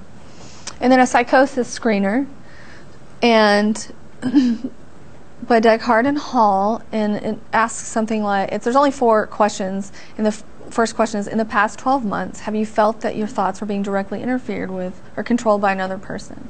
And then 1A is, did it come about in a way that many people would find hard to believe, for instance, through telepathy? Okay, and that I don't joke about this kind of stuff. I don't joke about psychosis, because if a person's ever experienced that, it's a lot to go through. Again, those are just screeners. I just wanted to give y'all some, so when you practice, you may want to use those. And here are some assessments, and if you've had clinical classes already, you may have already heard of them. But there's the Addiction Severity Index and the Michigan Alcohol Screening Test.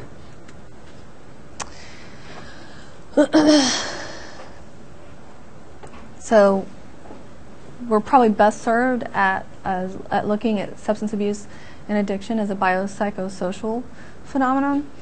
And so we need to look for if they need psychotropic medication, and we need to form relationships as social workers. We need to form relationships with psychiatrists, ones that we find that are good, and that we can collaborate with, and that looks like both the psychiatrist and the social worker being heard, and working together for that person's goal. Okay. And so there's all kinds of different treatments again, and we may have one treatment that works for somebody and it's what they're going to accept and be willing to do too, or we may have multiple. And it's just some other things to assess. What is their environment like? Are you going to have barriers to getting help? Do they have kids? Do they need daycare for their kids in order to come get therapy? Or some kind of treatment. That is something we really have to take into account. And we have to say, is their environment conducive to treatment? Well, how do we get them the support services if they can't leave that environment or aren't ready to or whatever? But maybe we can, maybe they don't have to leave if it's not too bad, but they can get better because they can get other support services somewhere else. And what support is in place. So if they do have some support in place, let's build on that strength. And do they need a 12-step support group? Is this something that they would like to do? And this is the last 1 or 2 slides. And just to give you different 12-step groups besides Alcoholics Anonymous, there's Dual Diagnosis Anonymous, Double Trouble Recovery, which is about dual diagnosis. And I think it's also important that we network with people in these programs so that when we have someone that needs to go, that there's, you know, some trustworthy people that can help that transition. Okay? And then there, in Houston, there's the Depression and Bipolar Support Alliance. So I just wanted to give you all that, and sorry we couldn't have more of a discussion, but y'all did great. So. We have time for a couple more questions. Any more questions? Any more comments? Okay, well, thank you. You did great.